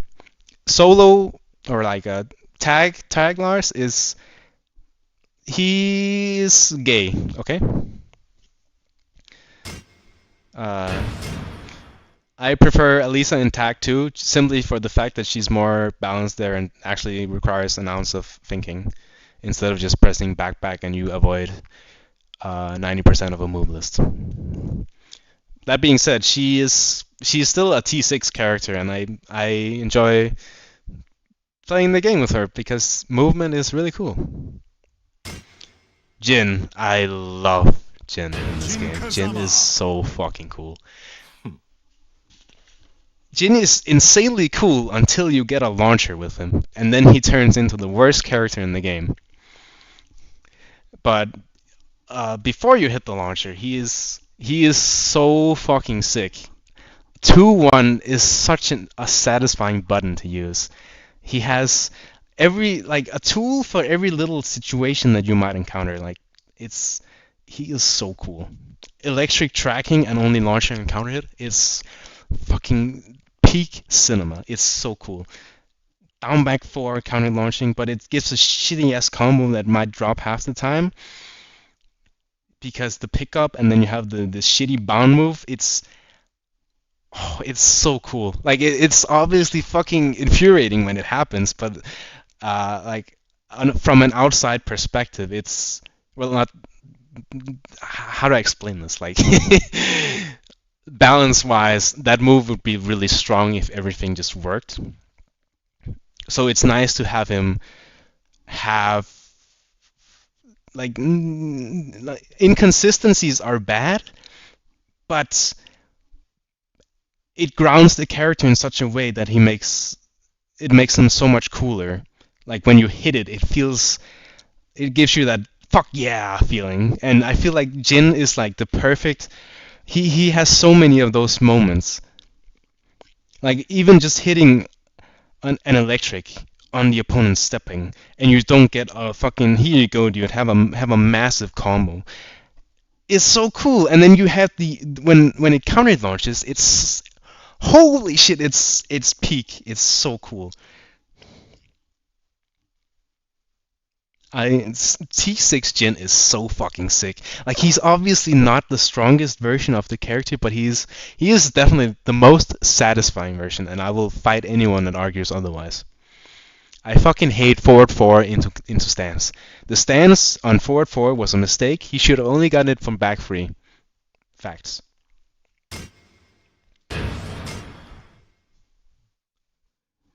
Dragunov is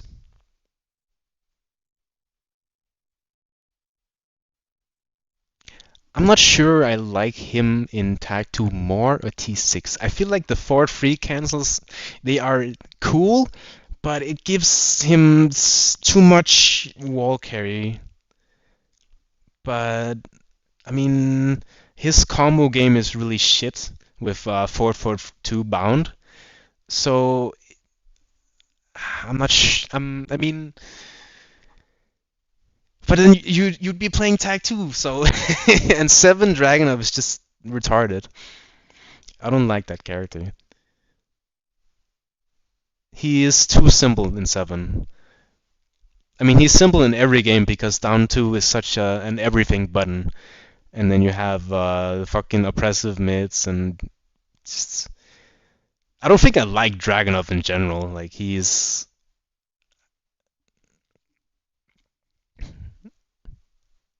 He's obviously cool, but he's such a chore to play against because down two is such an everything button, and then you have all the mids. I hate this bullshit guy. Fuck him. And 1-2-1, fucking most broken G Clef ever. Piece of shit. At least the running 2 combo requires some actual effort though.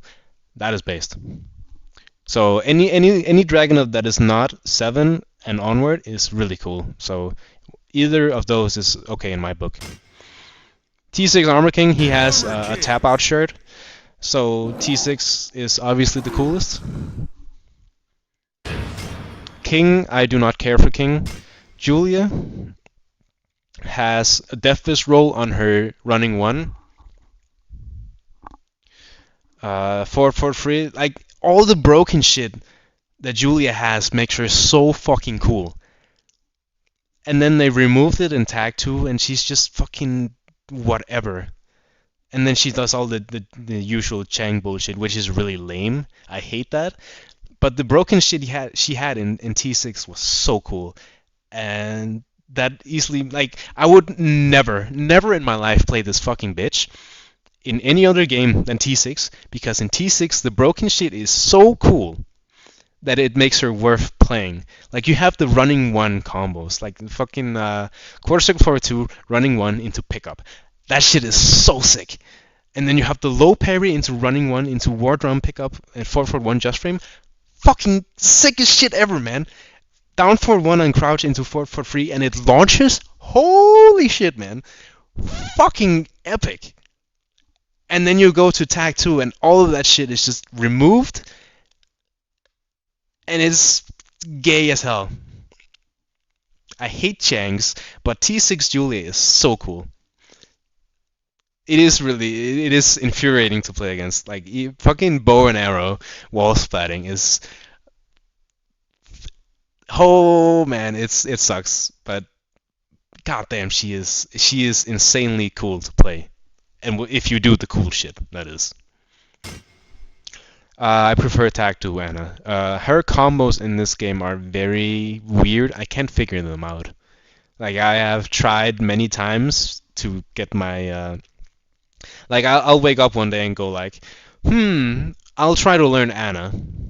Or like really dive deep into how this character functions. And then I just come short because there's like... How the fuck does this character work? I don't understand. How 201 must be like a fucking genius of his time, because I cannot understand anything this character does. Like, how does the fucking combos work, man? Fucking combos, how do they work? Her upward 2 or upward 1 is really cool. Shout out Mr. Taxi, you the goat, man. I miss you.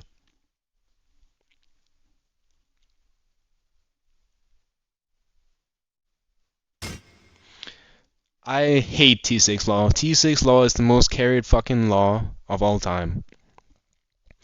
I prefer Tag 2 Law, where he was nerfed. Fuck this character. Bastard character. For carried American law scrubs. Gonreal. Oh man, I love this character. He is so fucking funny.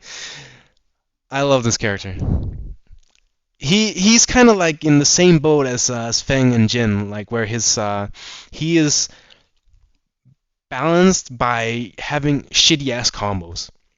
Because in Tag 2 they gave him the down forward 4 string, and it just gave him wall carry he shouldn't have. But in this game, it's like his movement is good, and he just looks funny as fuck. Like, he's the perfect meme character because he's also strong at the same time. You have your usual Gonreal bullshit. Like, you have down for 2 for fucking block mix. You have the counter confirmed jab. You have the headbutt countered move. You have down forward 3, which is fucking... It's balanced in this game because you can backdash after it and avoid the follow-up to it. You can't do that in 7. And the character is so fucking bullshit because of it. 6 Law, do you see Rip or Just Frame James winning anything in 8? Question mark? And yes, I am smiling right now because you don't. So yeah, T6 Ganryu is really funny, and I would be playing him more if Ganryu wasn't so, I mean, it feels like a fucking shitposting character pick. So, and time for a real shitposting character pick. I fucking Roger Jr. in this game is so fucking sick. I love this character. He's so funny. I actually have to showcase how funny this character is. Get ready for the next battle.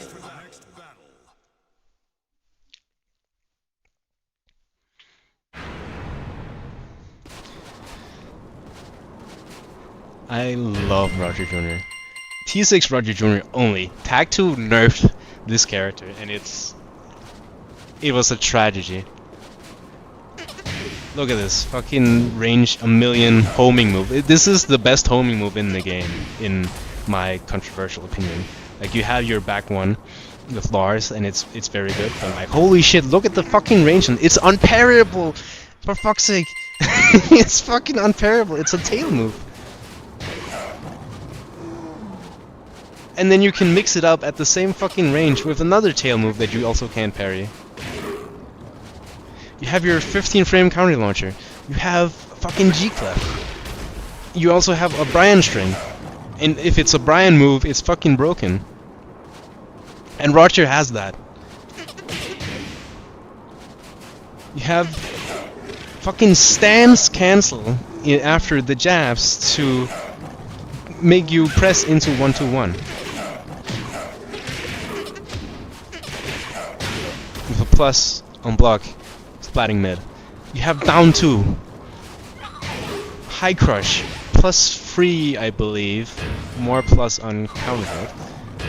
Long range is so... Yes, down for 3 is safe. Counter hit knockdown, it's minus 9 I believe. Unseeable hell sweep.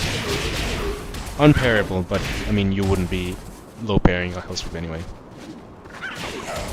It is actually linear, or like it doesn't track as much as the animation would lead you to believe. It is not homing.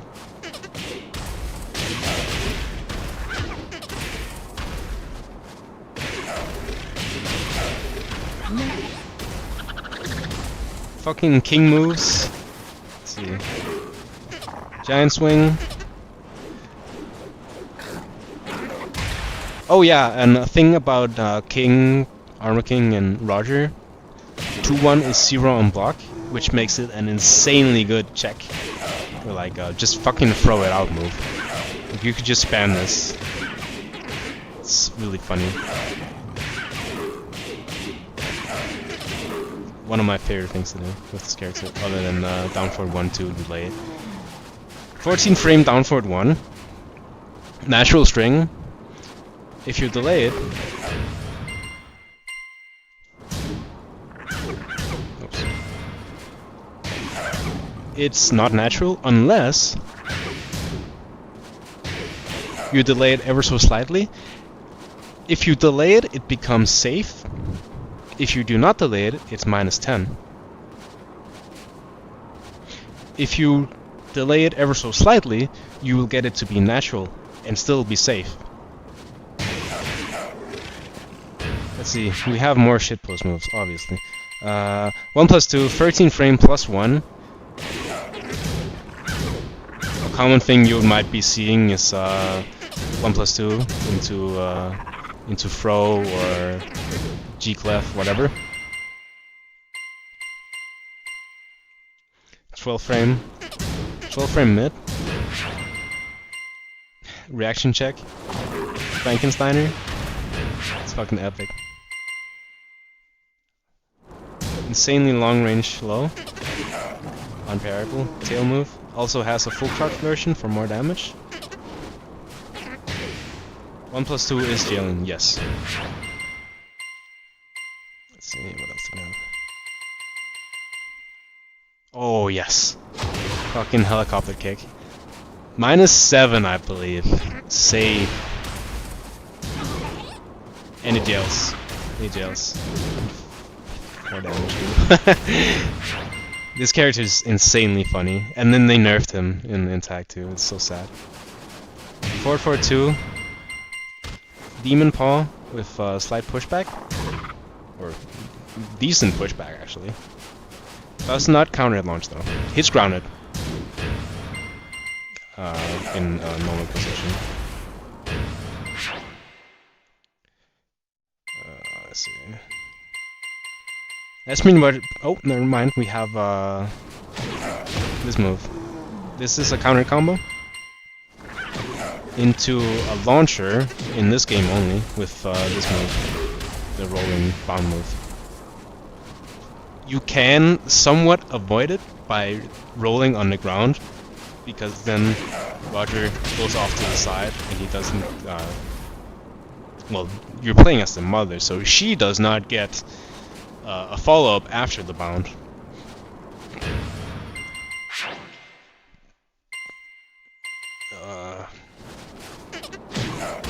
And launching sweep as well.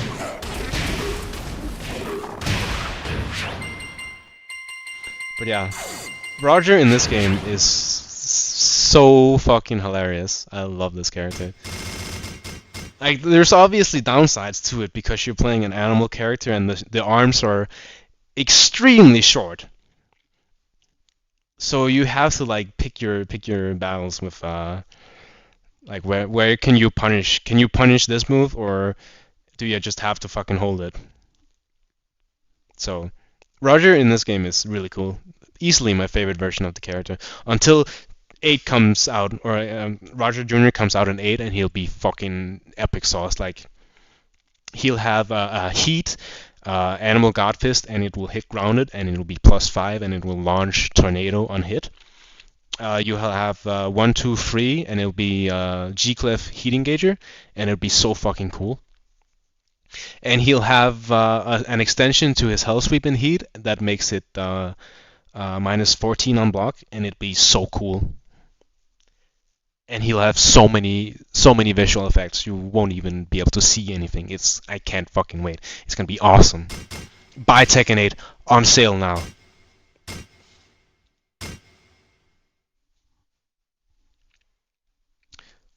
Mokujin. I mean, I enjoy most of the Tekken 6 cast, so obviously I will think the Tekken 6 Mokujin is easily the best. Plus, you don't have to differentiate between clone characters like you do in Tag 2. So, I prefer T6 Mokujin. I hate this character. I hate Jack in every fucking Tekken game. I think he is for toddlers. Like, people that are mentally lacking, or like... what do you call it? What the fuck do you call that? Like... lacking in mental capacity. Those are the people that play Jack. Like, you do the forward 1, and you do the down back 1, and then you call yourself a good Tekken player. You are fucking retarded. I hate you. You are drooling all over your input device. Fuck you. I hate you. I hate all Jack players. I hate this character, and I hate the players. They are retards. You cannot condition them because they'll keep doing their fucking Jack shit. And I hate them. Lobotomized. You know, that's actually a good way to put it. Yeah, Jack players are lobotomized. You cannot play a match of Tekken against them because they don't fucking care about anything. Fuck them.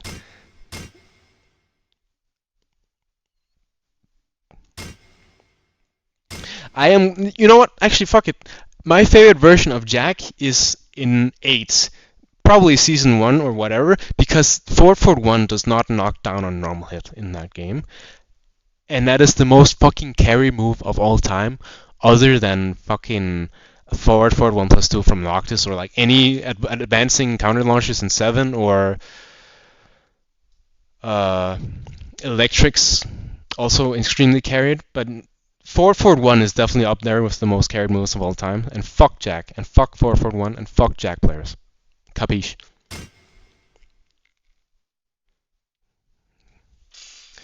Job cells seething. Oh, get that ass banned, motherfucker. Put user in timeout. 10 seconds, bitch. Don't say that shit in my chat.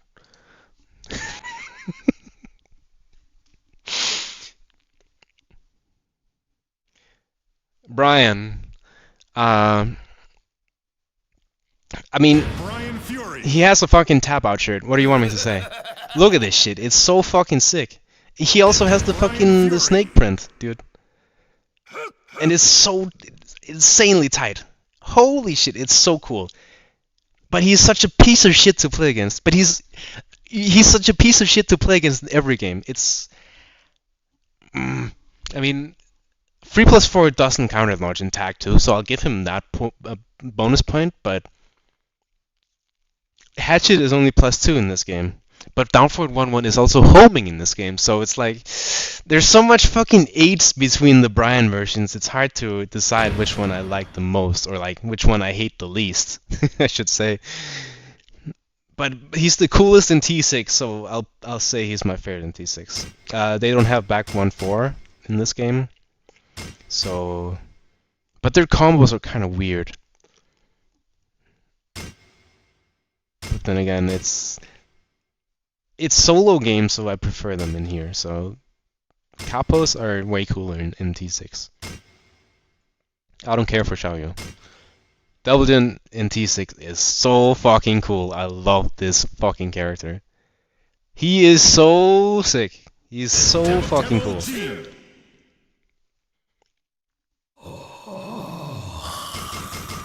Easily my favorite Mishima. Get ready for the next battle.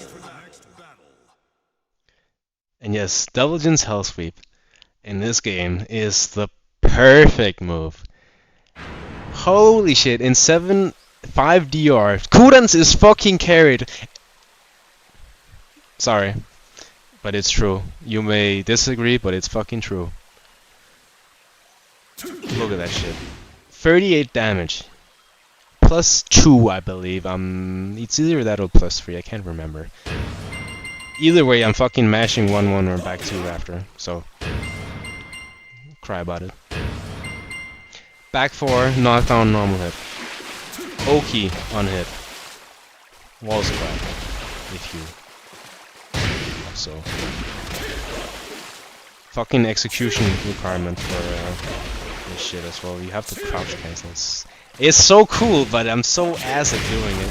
But, you know, we can't all be winners. He's just fucking sick as hell, dude. He has your usual Mishima bullshit as well, like. But it's... The Mishima bullshit in this game is character defining. It's not, like... How do I put this in a way that makes sense? Like, in 7, you couldn't move for shit, so the Mishima moves, they didn't really synergize well with anything. They were just kind of, oh, you have your electric, oh, it's my free launcher, fuck it, I'll do it. In this game, if you whiff electric, you are so much worse on recovery. And it doesn't track as much. Why did they slow down the Thunder Godfist animation?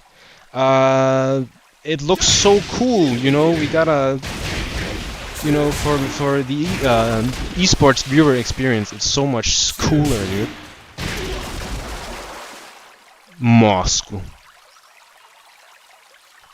That's why. The viewers, they love their slow-mo. Anyway, just Mishimas in general are so much cooler in this game because the fucking Mishima shit is... It's the core identity of the character. It's not just some extra bullshit to add onto an already bullshit character.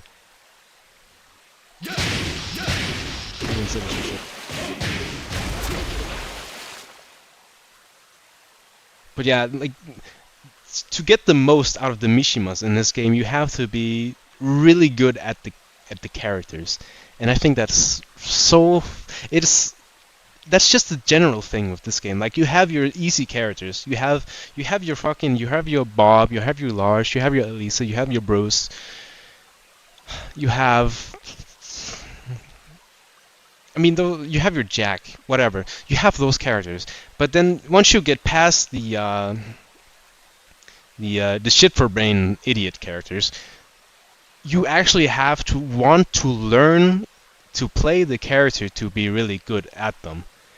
Like you're not just gonna pick up Belgian. You're not just gonna pick up Leo. You're not just gonna pick up Marduk. You're not just gonna pick up Brian. Whatever. You have to fucking want to play those characters to be able to to play them. It sounds stupid, but it that is how I feel this game works.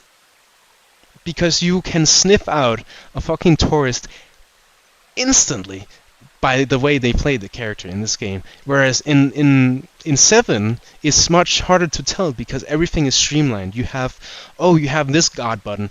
Oh, you have this fucking king button. You have this fucking emperor button. And then in 8, you're just like you can't fucking differentiate between a green rank and a sponsor player because they all play like retards. In this game, you can easily tell if someone has spent 1 hour on a character or fucking a year. And it shows in how they play the character, how they optimize all the small little nuance fucking details in the gameplay.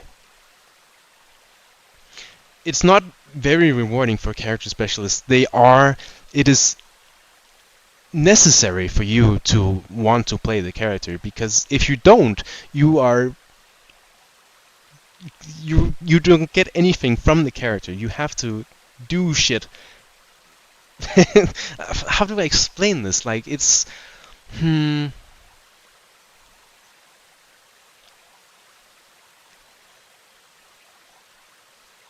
I'm I don't know how to elaborate on this. But I feel like if you are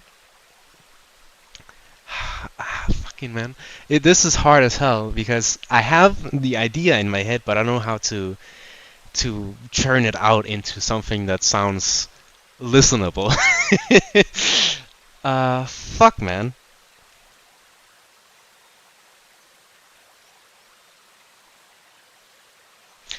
Actually, I know what. This game is harder to play because there's so many more variables because you have the third dimension. And I know some commentators will say, wow, you can step shit in 8. No, fuck all that. It's manufactured hype, it's artificial as fuck. Fuck that shit. In this game, you can fucking move. But you have to know all the small little details in the game to know which button tracks which direction. Can I hit it at this range? Can I do this and that? You have to know that shit with the one character against every fucking character in the cast. So you have to be playing that fucking character to actually be optimal when you play against the other characters. That makes sense in my head. Does it make sense to other people? Please tell me it does. Alright, be right back. I'll get some water. You may chat some shit.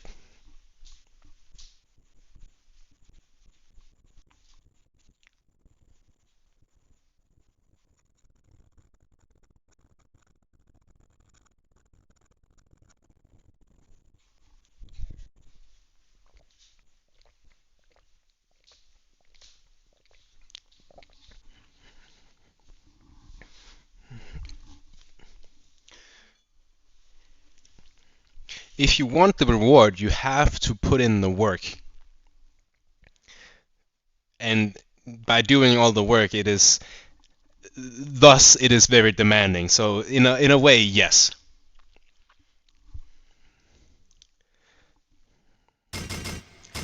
Alright, so Belgian is insanely cool. The Mishimas in this game are so cool. But they're also the weaker side of the Mishima coin. Like you have fucking boss character Kazuya in 7 and 8. And I know some people will say, "Oh, but he's so weak." Shut the fuck up, you retard. You never played a Tekken game in your life. 7 and 8 Kazuya is a fucking boss character, and anyone that says otherwise, I hate you. Play me in this game and I'll fucking destroy you. Capiche? Anyway, the Mishimas in 7 and 8 are so utterly insane that anyone that downplays them is a dumbass. But in this game, they take the actual effort that they are, uh, whatchamacallit,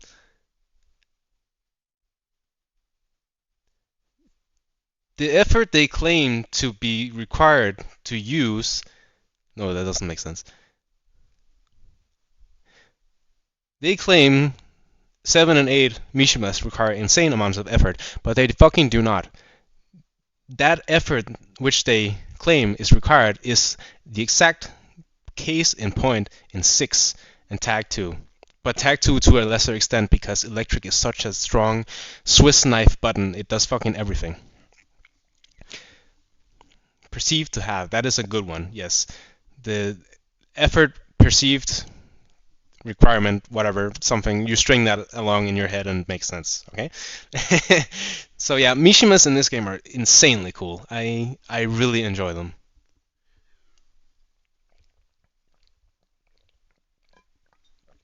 Asuka is also a character I really enjoy. I like the things they changed in Tag 2 with Up for 2. It's forward for 2 in this game. In Tag 2 they changed it to Up for 2 and it's a really solid 14 frame punish. They also made her 2, standing 2, 13 frames to 12 frames in Tag 2. It's 6 or 13 in T6. But then they also changed how forward for 3 works with the block frames, and I am really not a fan of that because, as I mentioned before, the homing moves are perfectly designed in T6 on a balance perspective and just like in general like game mechanics. It is so insanely crazy that they got homing moves perfectly right in the first time they introduced the mechanic, and then they just shat all over it in the games after. And even more so in 7, where fucking lateral movement was just useless, or almost useless. But yeah, Asuka in this game is, she has dog shit combos, but she's just, I feel like that makes her cooler, honestly. I really enjoy the character.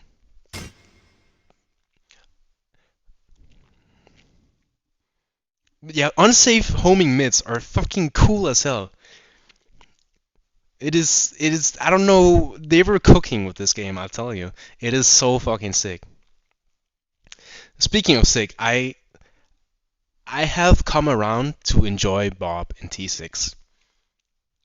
Initially, I was not a fan, but then I thought about what I hated the most about Bob in Tag 2 and 7, and it's forward for 2 being a fucking mid that he does it at fucking range 3 and it hits you, and then you just have to like fucking, it's like a pissing contest. What is he gonna do forward for 2 at this time, or is he gonna do it later, or is he gonna like extend his dash a little bit so it tracks more, or the forward for 2 is high in this game.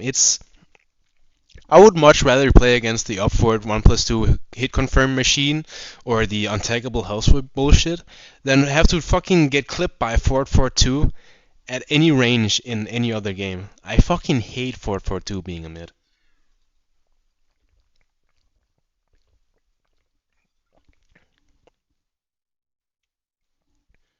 He's also really fun to play. Like obviously he's insanely strong and easy and very high damaging. Like Bob is just a really strong character.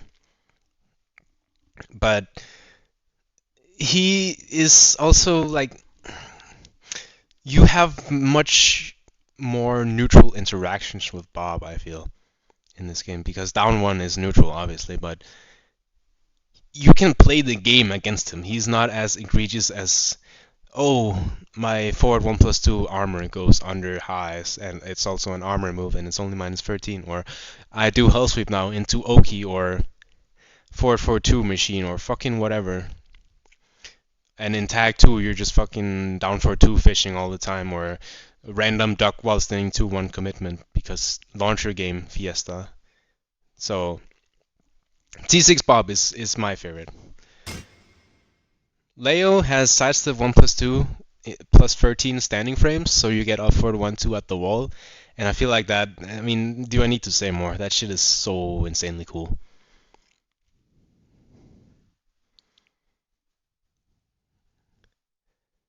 And the fucking, oh, this character is so cool. I love Leo. What they did to Asuka in 8. Dude, Asuka in 8 is so funny.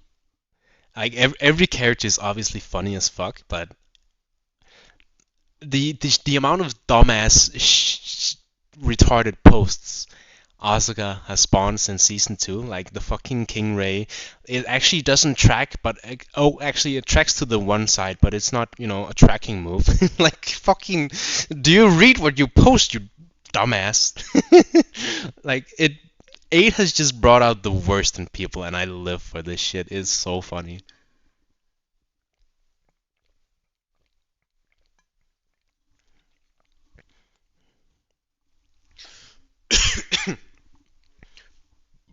Like I keep saying, 8 is the gift that keeps on giving.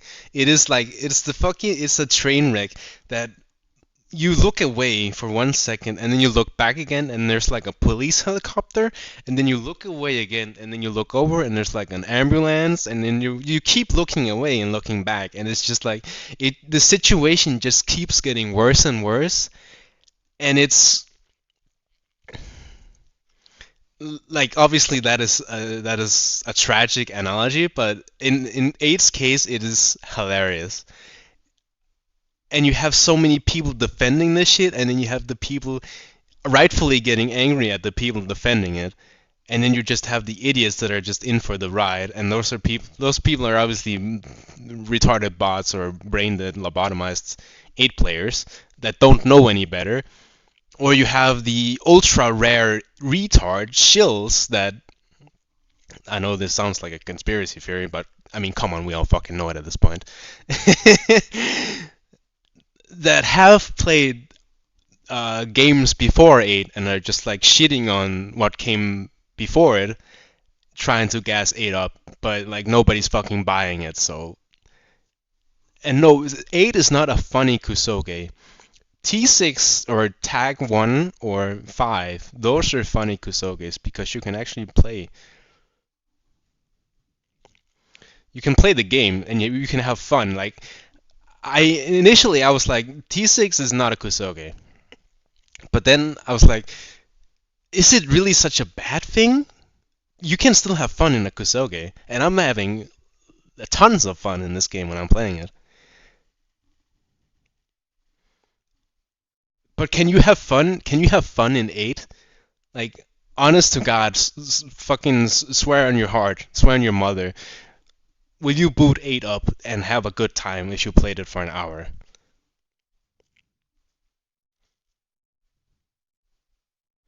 Bob will have his own separate stream, and so will the kangaroo. If you look on my live tab, you will see the Bruce next on the coming Friday. I don't know who's after Bruce, but you never know. So, but I am planning on doing a stream for every character where I just go through some shit.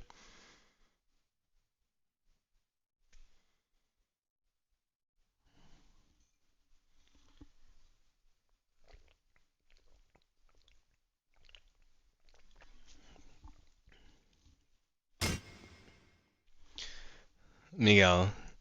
At first, I wasn't sure if I enjoyed T6 Miguel or Tag 2 Miguel more, because like he is so cool in Tag 2 because of how his combos work with Savage up for free. Like it has worse recovery in T6. It's a launcher, -11, but in Tag 2 you don't have that. You can connect down forward 4 after, and I enjoy that. But on the other hand, you're playing Tag 2. And his down forward 1 is 0 on block in T6, and I think that's so cool. And he has the fucking Matador outfit. El Matador. It is so insanely cool. This is my favorite Tekken outfit of all time. It is so fucking sick. It is perfect characterization. Holy hell, it is awesome.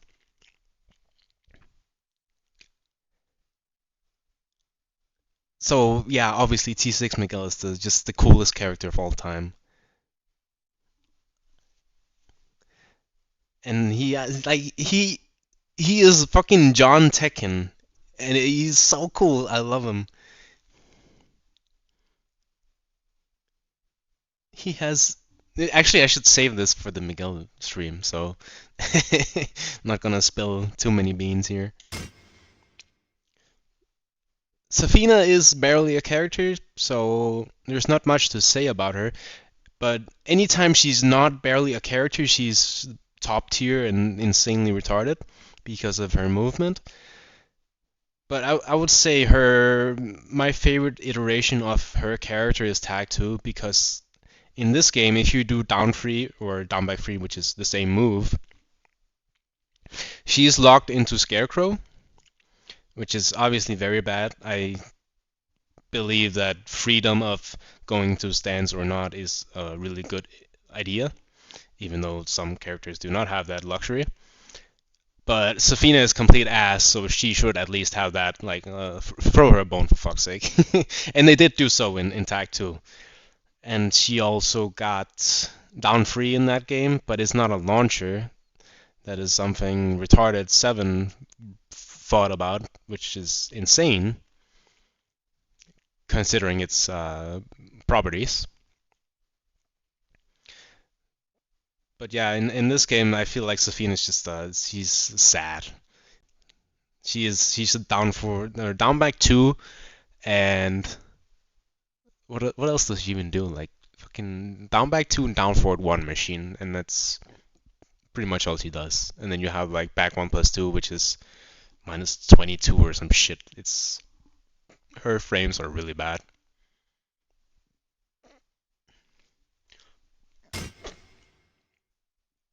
I do not like T6 Lily. She is cool because she has this outfit, but everything about this character I do not like. I much prefer Tag 2 Lily or 7 Season 2 Lily, where they made 4 to 12 frames. I do not enjoy T6 Lily. She is like I really like how the character is supposed to function, but I hate the reward you get from it. Like her combos are insanely ugly. I think the 4-2-3 4-4-3 stance or do glide, that shit is so cool. But the way she works is that her lateral movement is so good, which is not anything revolutionary or like a revolutionary statement, but the way she's supposed to work.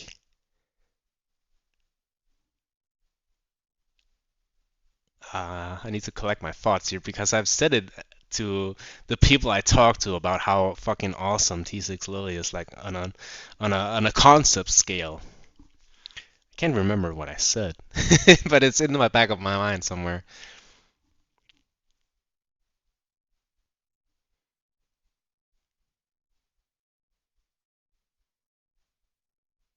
I'll find it for the Lily stream, so whatever. But Tag 2 or 7 Season 2 Lily is my favorite, not this one. This is not a character.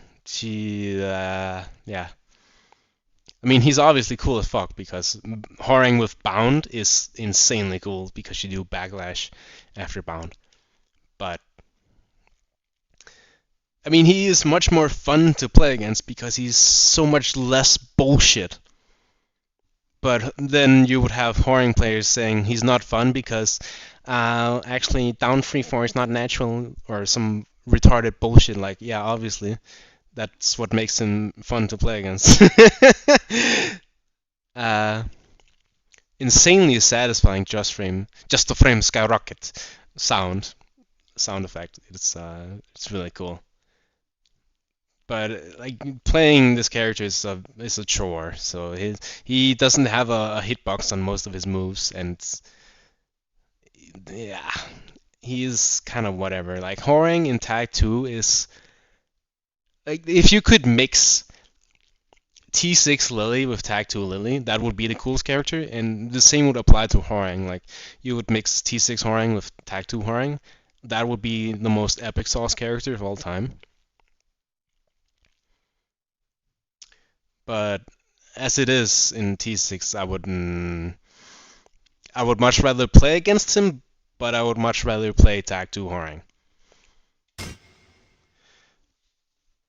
He's a Mishima, so he's obviously cooler in T6. 112 splatting, and the hit confirm window is much tighter. Insanely fucking cool. Holy hell, that is so cool. Down one bound cinema. I love Mishimas in this game.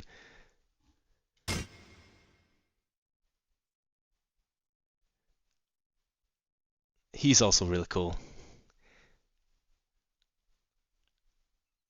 Like Tag 2 Lee has running 3-4, but you would be playing Tag 2. Which is a common thing I've noticed is like obviously is so cool, but the thought of playing Tag 2 just rubs me the wrong. I hate that game so much. You couldn't pay me to play that dog shit. Fuck no, I hate Tag 2. So T6 Lee.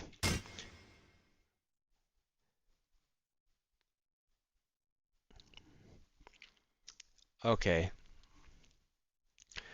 Tag 2 Steve. I have to give it up here because 6 Steve just feels cheap. It's like the Lars thing I said earlier, like where you do jab and the 1-2 tracks.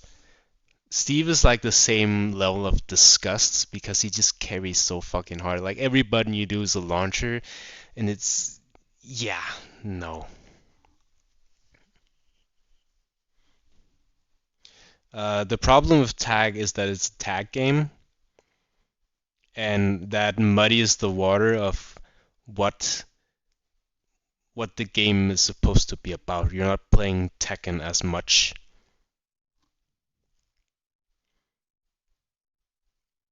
I mean, for sure, Tag 2 it can be funny if you're in the right social circle, but you should not be playing that as like a serious experience.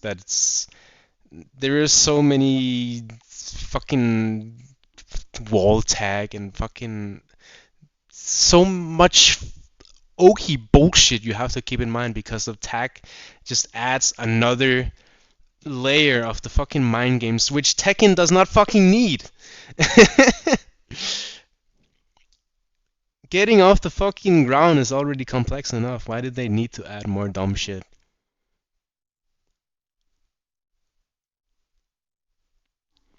It is a controversial opinion. I do not like tag. I enjoy the practice mode and the combos in it, but I would not be playing it. If I wanted to play another game that wasn't T6, I would be playing 7, and I also do not like 7, so but I would not be playing Tag 2.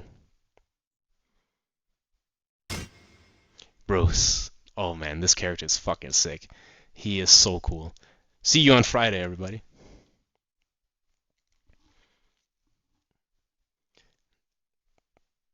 T6 Bruce is fucking sick. I love this character. He is obviously a piece of shit to play against. Trust me, I know when I've played him against others, they're like, bro, fuck this character. And you know, I agree. I have the same thing when I play Julia, and they're telling me fuck this character, and I agree. Julia is retarded as fuck, and Bruce is also retarded as fuck. But man, he's so fucking cool. I love this character. Nothing burger. This is not a character. Like Safina, she is barely a character. Yoshimitsu is not a character at all. He he might as well not exist. So like unless I can find some broken shit on, I would never pick this character. Like in Tag 2 you could do some funny shit. and you will get a launch from Flash at least, and you have fucking I recall the Daddy King Tag 2 streams like before 7 dropped. Holy shit, that shit was funny. Shoo-doo-doo, shoo-doo-doo-doo. Man, I need to rewatch that. That was like the peak of Tekken content at the time. It still is. Daddy King is fucking funny. Like, even if you don't understand shit that he's saying, he's still funny as hell. And he's actually good at the game. Unlike a certain Swedish pillar of Tekken content. Fuck that guy. Dog shit player. But yeah, Yoshimitsu doesn't really have anything going for him. Not to my knowledge at least, and I'd like to think that I know a lot about this game, but I have yet to see or find or experience anything Yoshimitsu does that could be seen as like, okay, this character functions now. Wong. Wong Jinrei. Wong, okay. He's a Chang character, so I have to dislike him, which I do. So I would say my favorite version of Wong is Leroy. Specifically 7 after the nerfs, but before Season 4, because Season 4 brought Kunimitsu, and Kunimitsu is a fucking bitch. So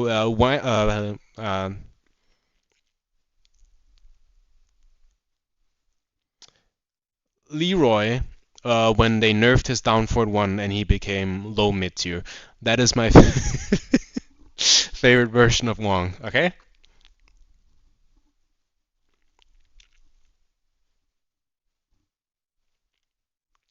How can you dislike Vincent?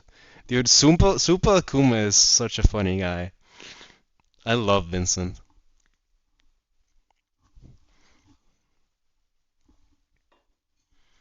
So those are my general thoughts on the cast. I went through the most of the game mechanic shit. I mean, it's not that different from the other games. It's T6 is the fucking blueprint. It is. You would not be having Tag 2 without T6. You would not be having 7 without T6, and you would definitely not be having 8 without T6. There are so many fine prints and whatnot that lead directly back to T6, and that you might be some autistic retard thinking, oh, it's Tekken 6's fault that Nakatsu and Murray are insane people. No, it's not. That is correlation, causation. It's not the same thing, okay? Fucking insane people, man. Let's see. Ground game and Oki. Floats, resets, tech traps. Oh, yes! Actually, hold on. I'm not done yet. Let's see, who do we have? Lee Chaolan. Bruce Irvin. One of my favorite things, or like some of the most niche shit that just really gets, Get ready for the next battle. really drives me up the wall. Is the wall tech trap shit. It is so cool. I love it. The jump over shit.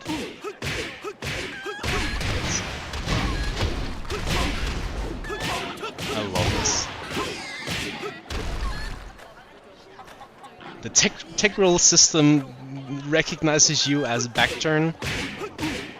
It is. I love it.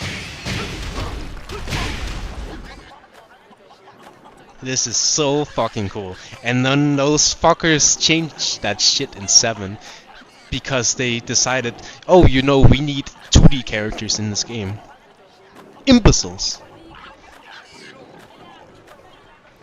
So there's that. There's get up kick being punchable. Ultimate tackle being kind of weird and ugly. Running shoulder unblockable. Movement, I didn't really cover that because it's kind of hard to show movement if you do not have a fucking record button to like show that you can do shit.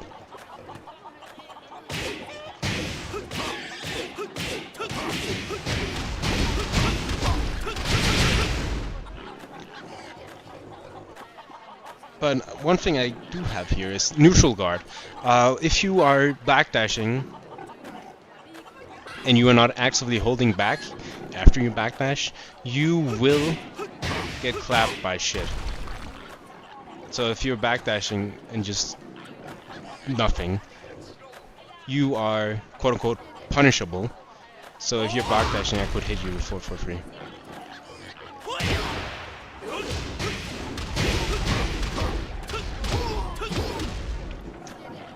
No counter hit on trade. Throws are harder to break, and they have their specific hand breaks. 1 for 1 throws, 2 for 2 throws. Stage interactions. Rage starts at 20. That is pretty much all I have. Those are like the baselines for T6. Because most of it is somewhat finished.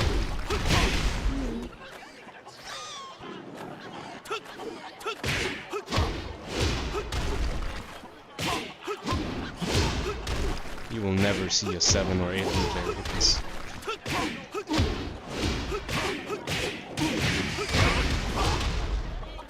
Which is hard. Imagine the execution.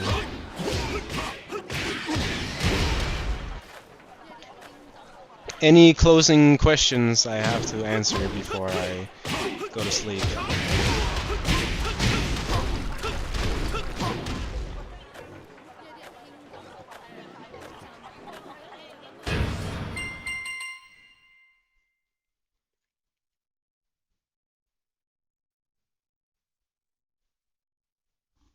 Interesting.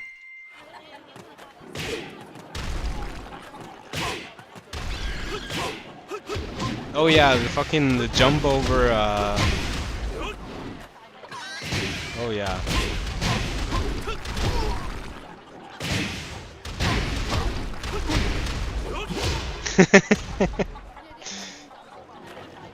That's funny. Most had it with the other one, right? That one. I've always wondered, like, how do you set that up? Because I've never hit it. I always just did the jump over because it's easier to recognize, like when it will work or not.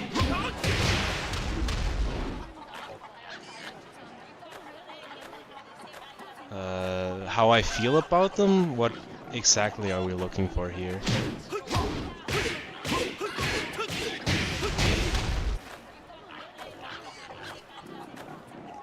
Like how they played at the time, how they're doing in 8, or what?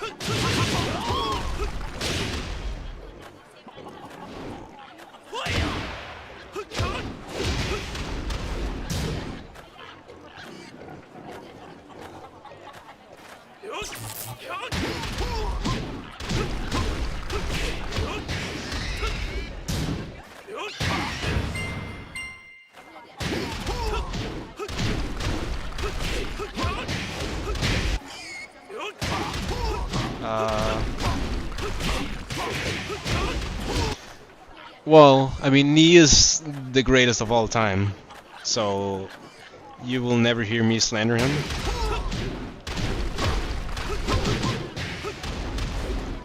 JDCR in this game was fucking insane. Like he was beating Knee in a deathmatch with fucking Armor King, and Brian is insanely overpowered. So obviously, that motherfucker is insane. Bro, what do you think this stream is about? Did I miss any mechanics?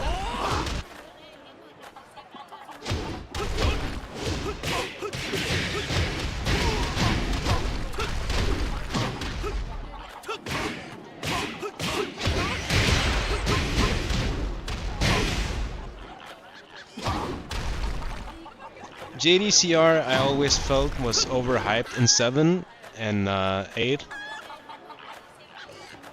Like in Tag 2 he's obviously strong, but I still felt Knee was better. And then he just fell off in 7 when they nerfed input delay on consoles. And that's when Knee really came into his own.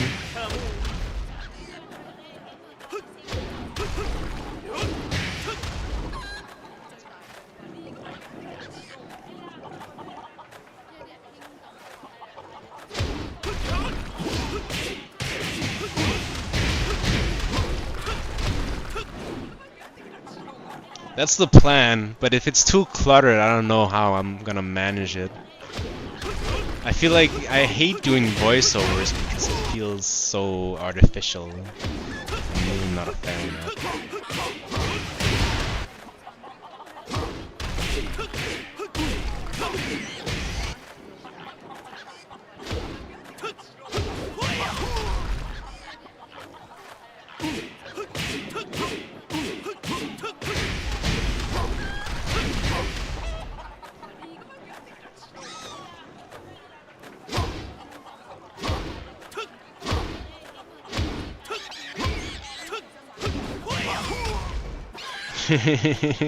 You had to ask about him, huh?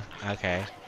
Well, my unhinged opinion is that Kurans is the most carried player of all time. Now, my opinion might have been different if he actually played T6 or Tag 2, and he did play Tag 2, in fact, and he didn't do fucking shit. And the reason that I think he's carried as fuck is because Devilgen was top 1 in the game when he came out, and then he was decent in T6, one of the best, the best Mishima, and still one of the very top mid tiers, or like the high tiers before you got all the top 10 god characters in this game. And then in Tag 2, when he came back, he didn't really do anything.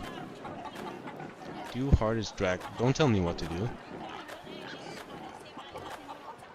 You heard?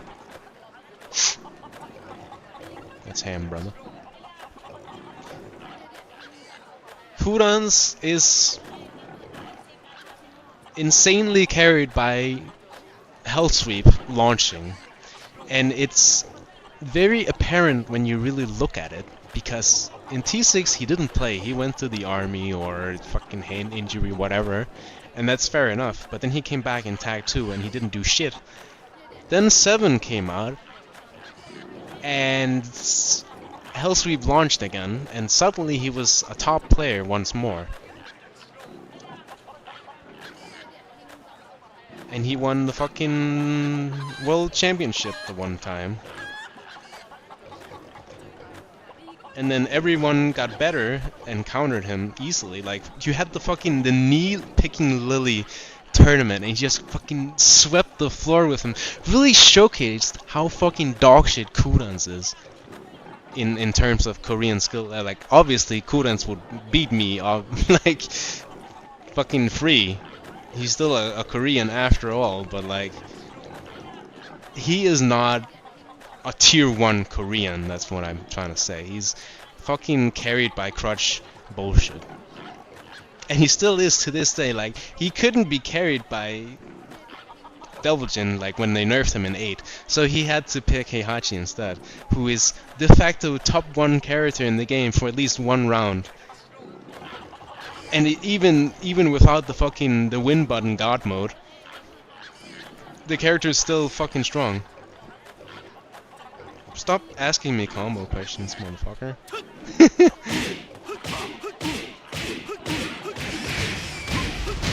I don't know. I mean, I probably do know, but actually I do know that one. Funnily enough. You know what, as a treat, it's my parting gift, okay? Brian Ling Xiao Yu.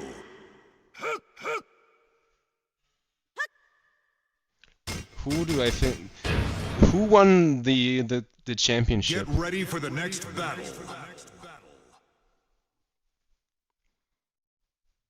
Who is best Shaheen in Tekken?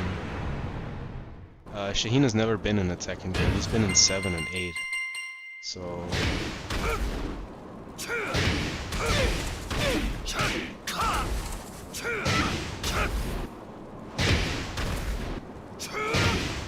Quarter circle forward is so awkward in this game.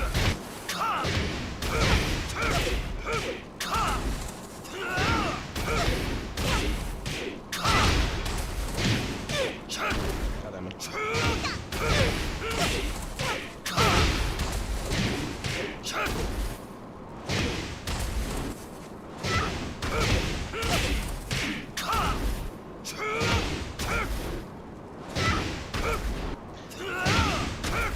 Low high was the best in 7.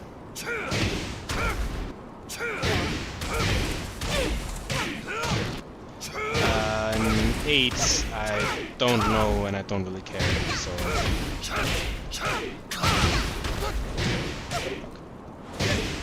I use a standard DualShock 4. Choksei is the best Kazuya player in Tekken history. Or at least in my knowledge. You have, before 5, it becomes kind of muddy because it doesn't really play like how I'm used to Tekken. You would have some people say Jang Iksu from Korean Type 1. But I am not familiar with the Tekken 3 adjacent games, so I'm not going to comment on them.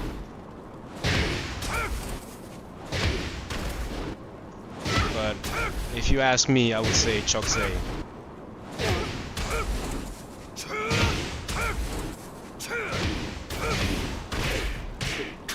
Fucking hell, this song.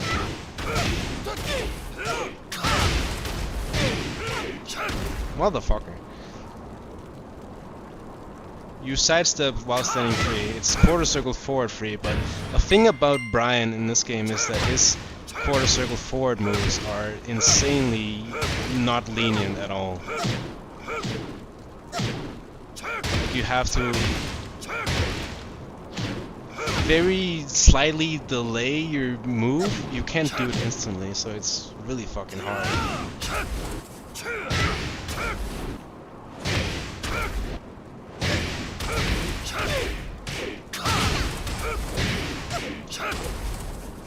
Does this just not fucking work on Xiaoyu?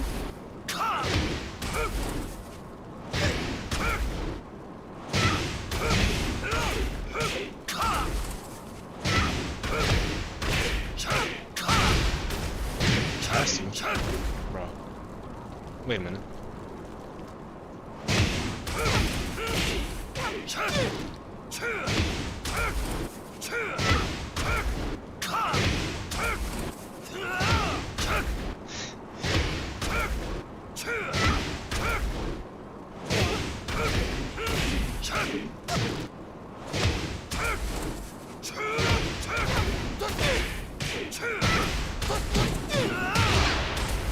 These are things. Bruh. Motherfucker.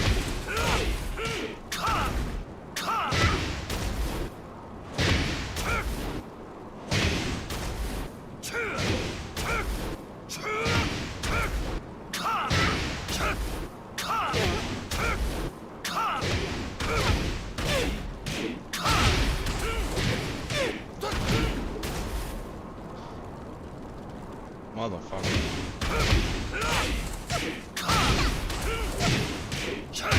There you go.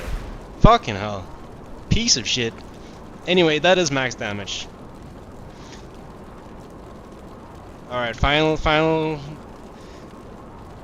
chance. I will answer one more question if there is any. Otherwise, I'm finna sleep.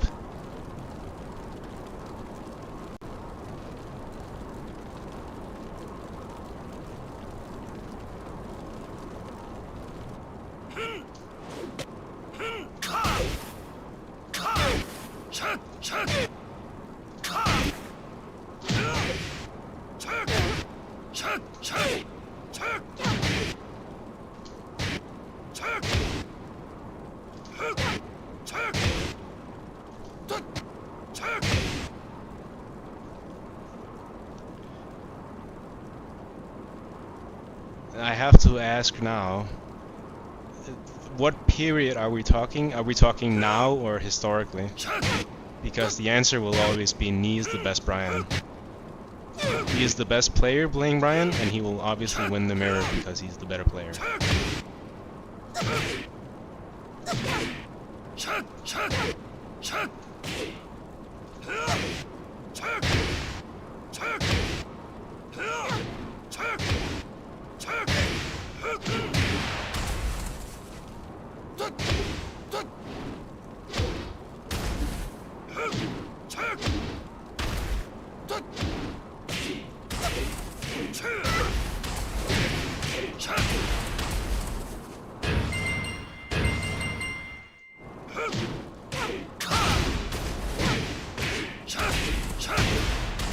Fucking based.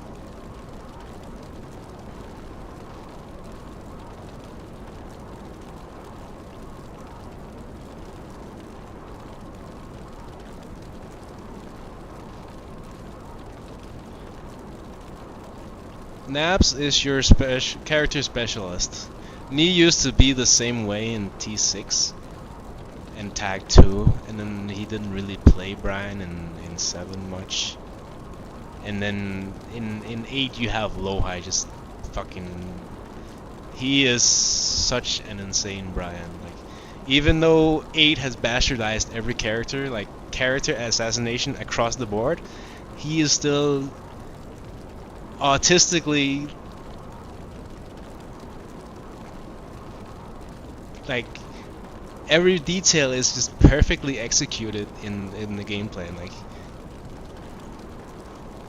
I did answer this. Knee would win every time because he's the better player. Alright. That's all, folks. See you on Friday, where we get we schmuck. Atif didn't play Brian in tournament, so I don't give a shit.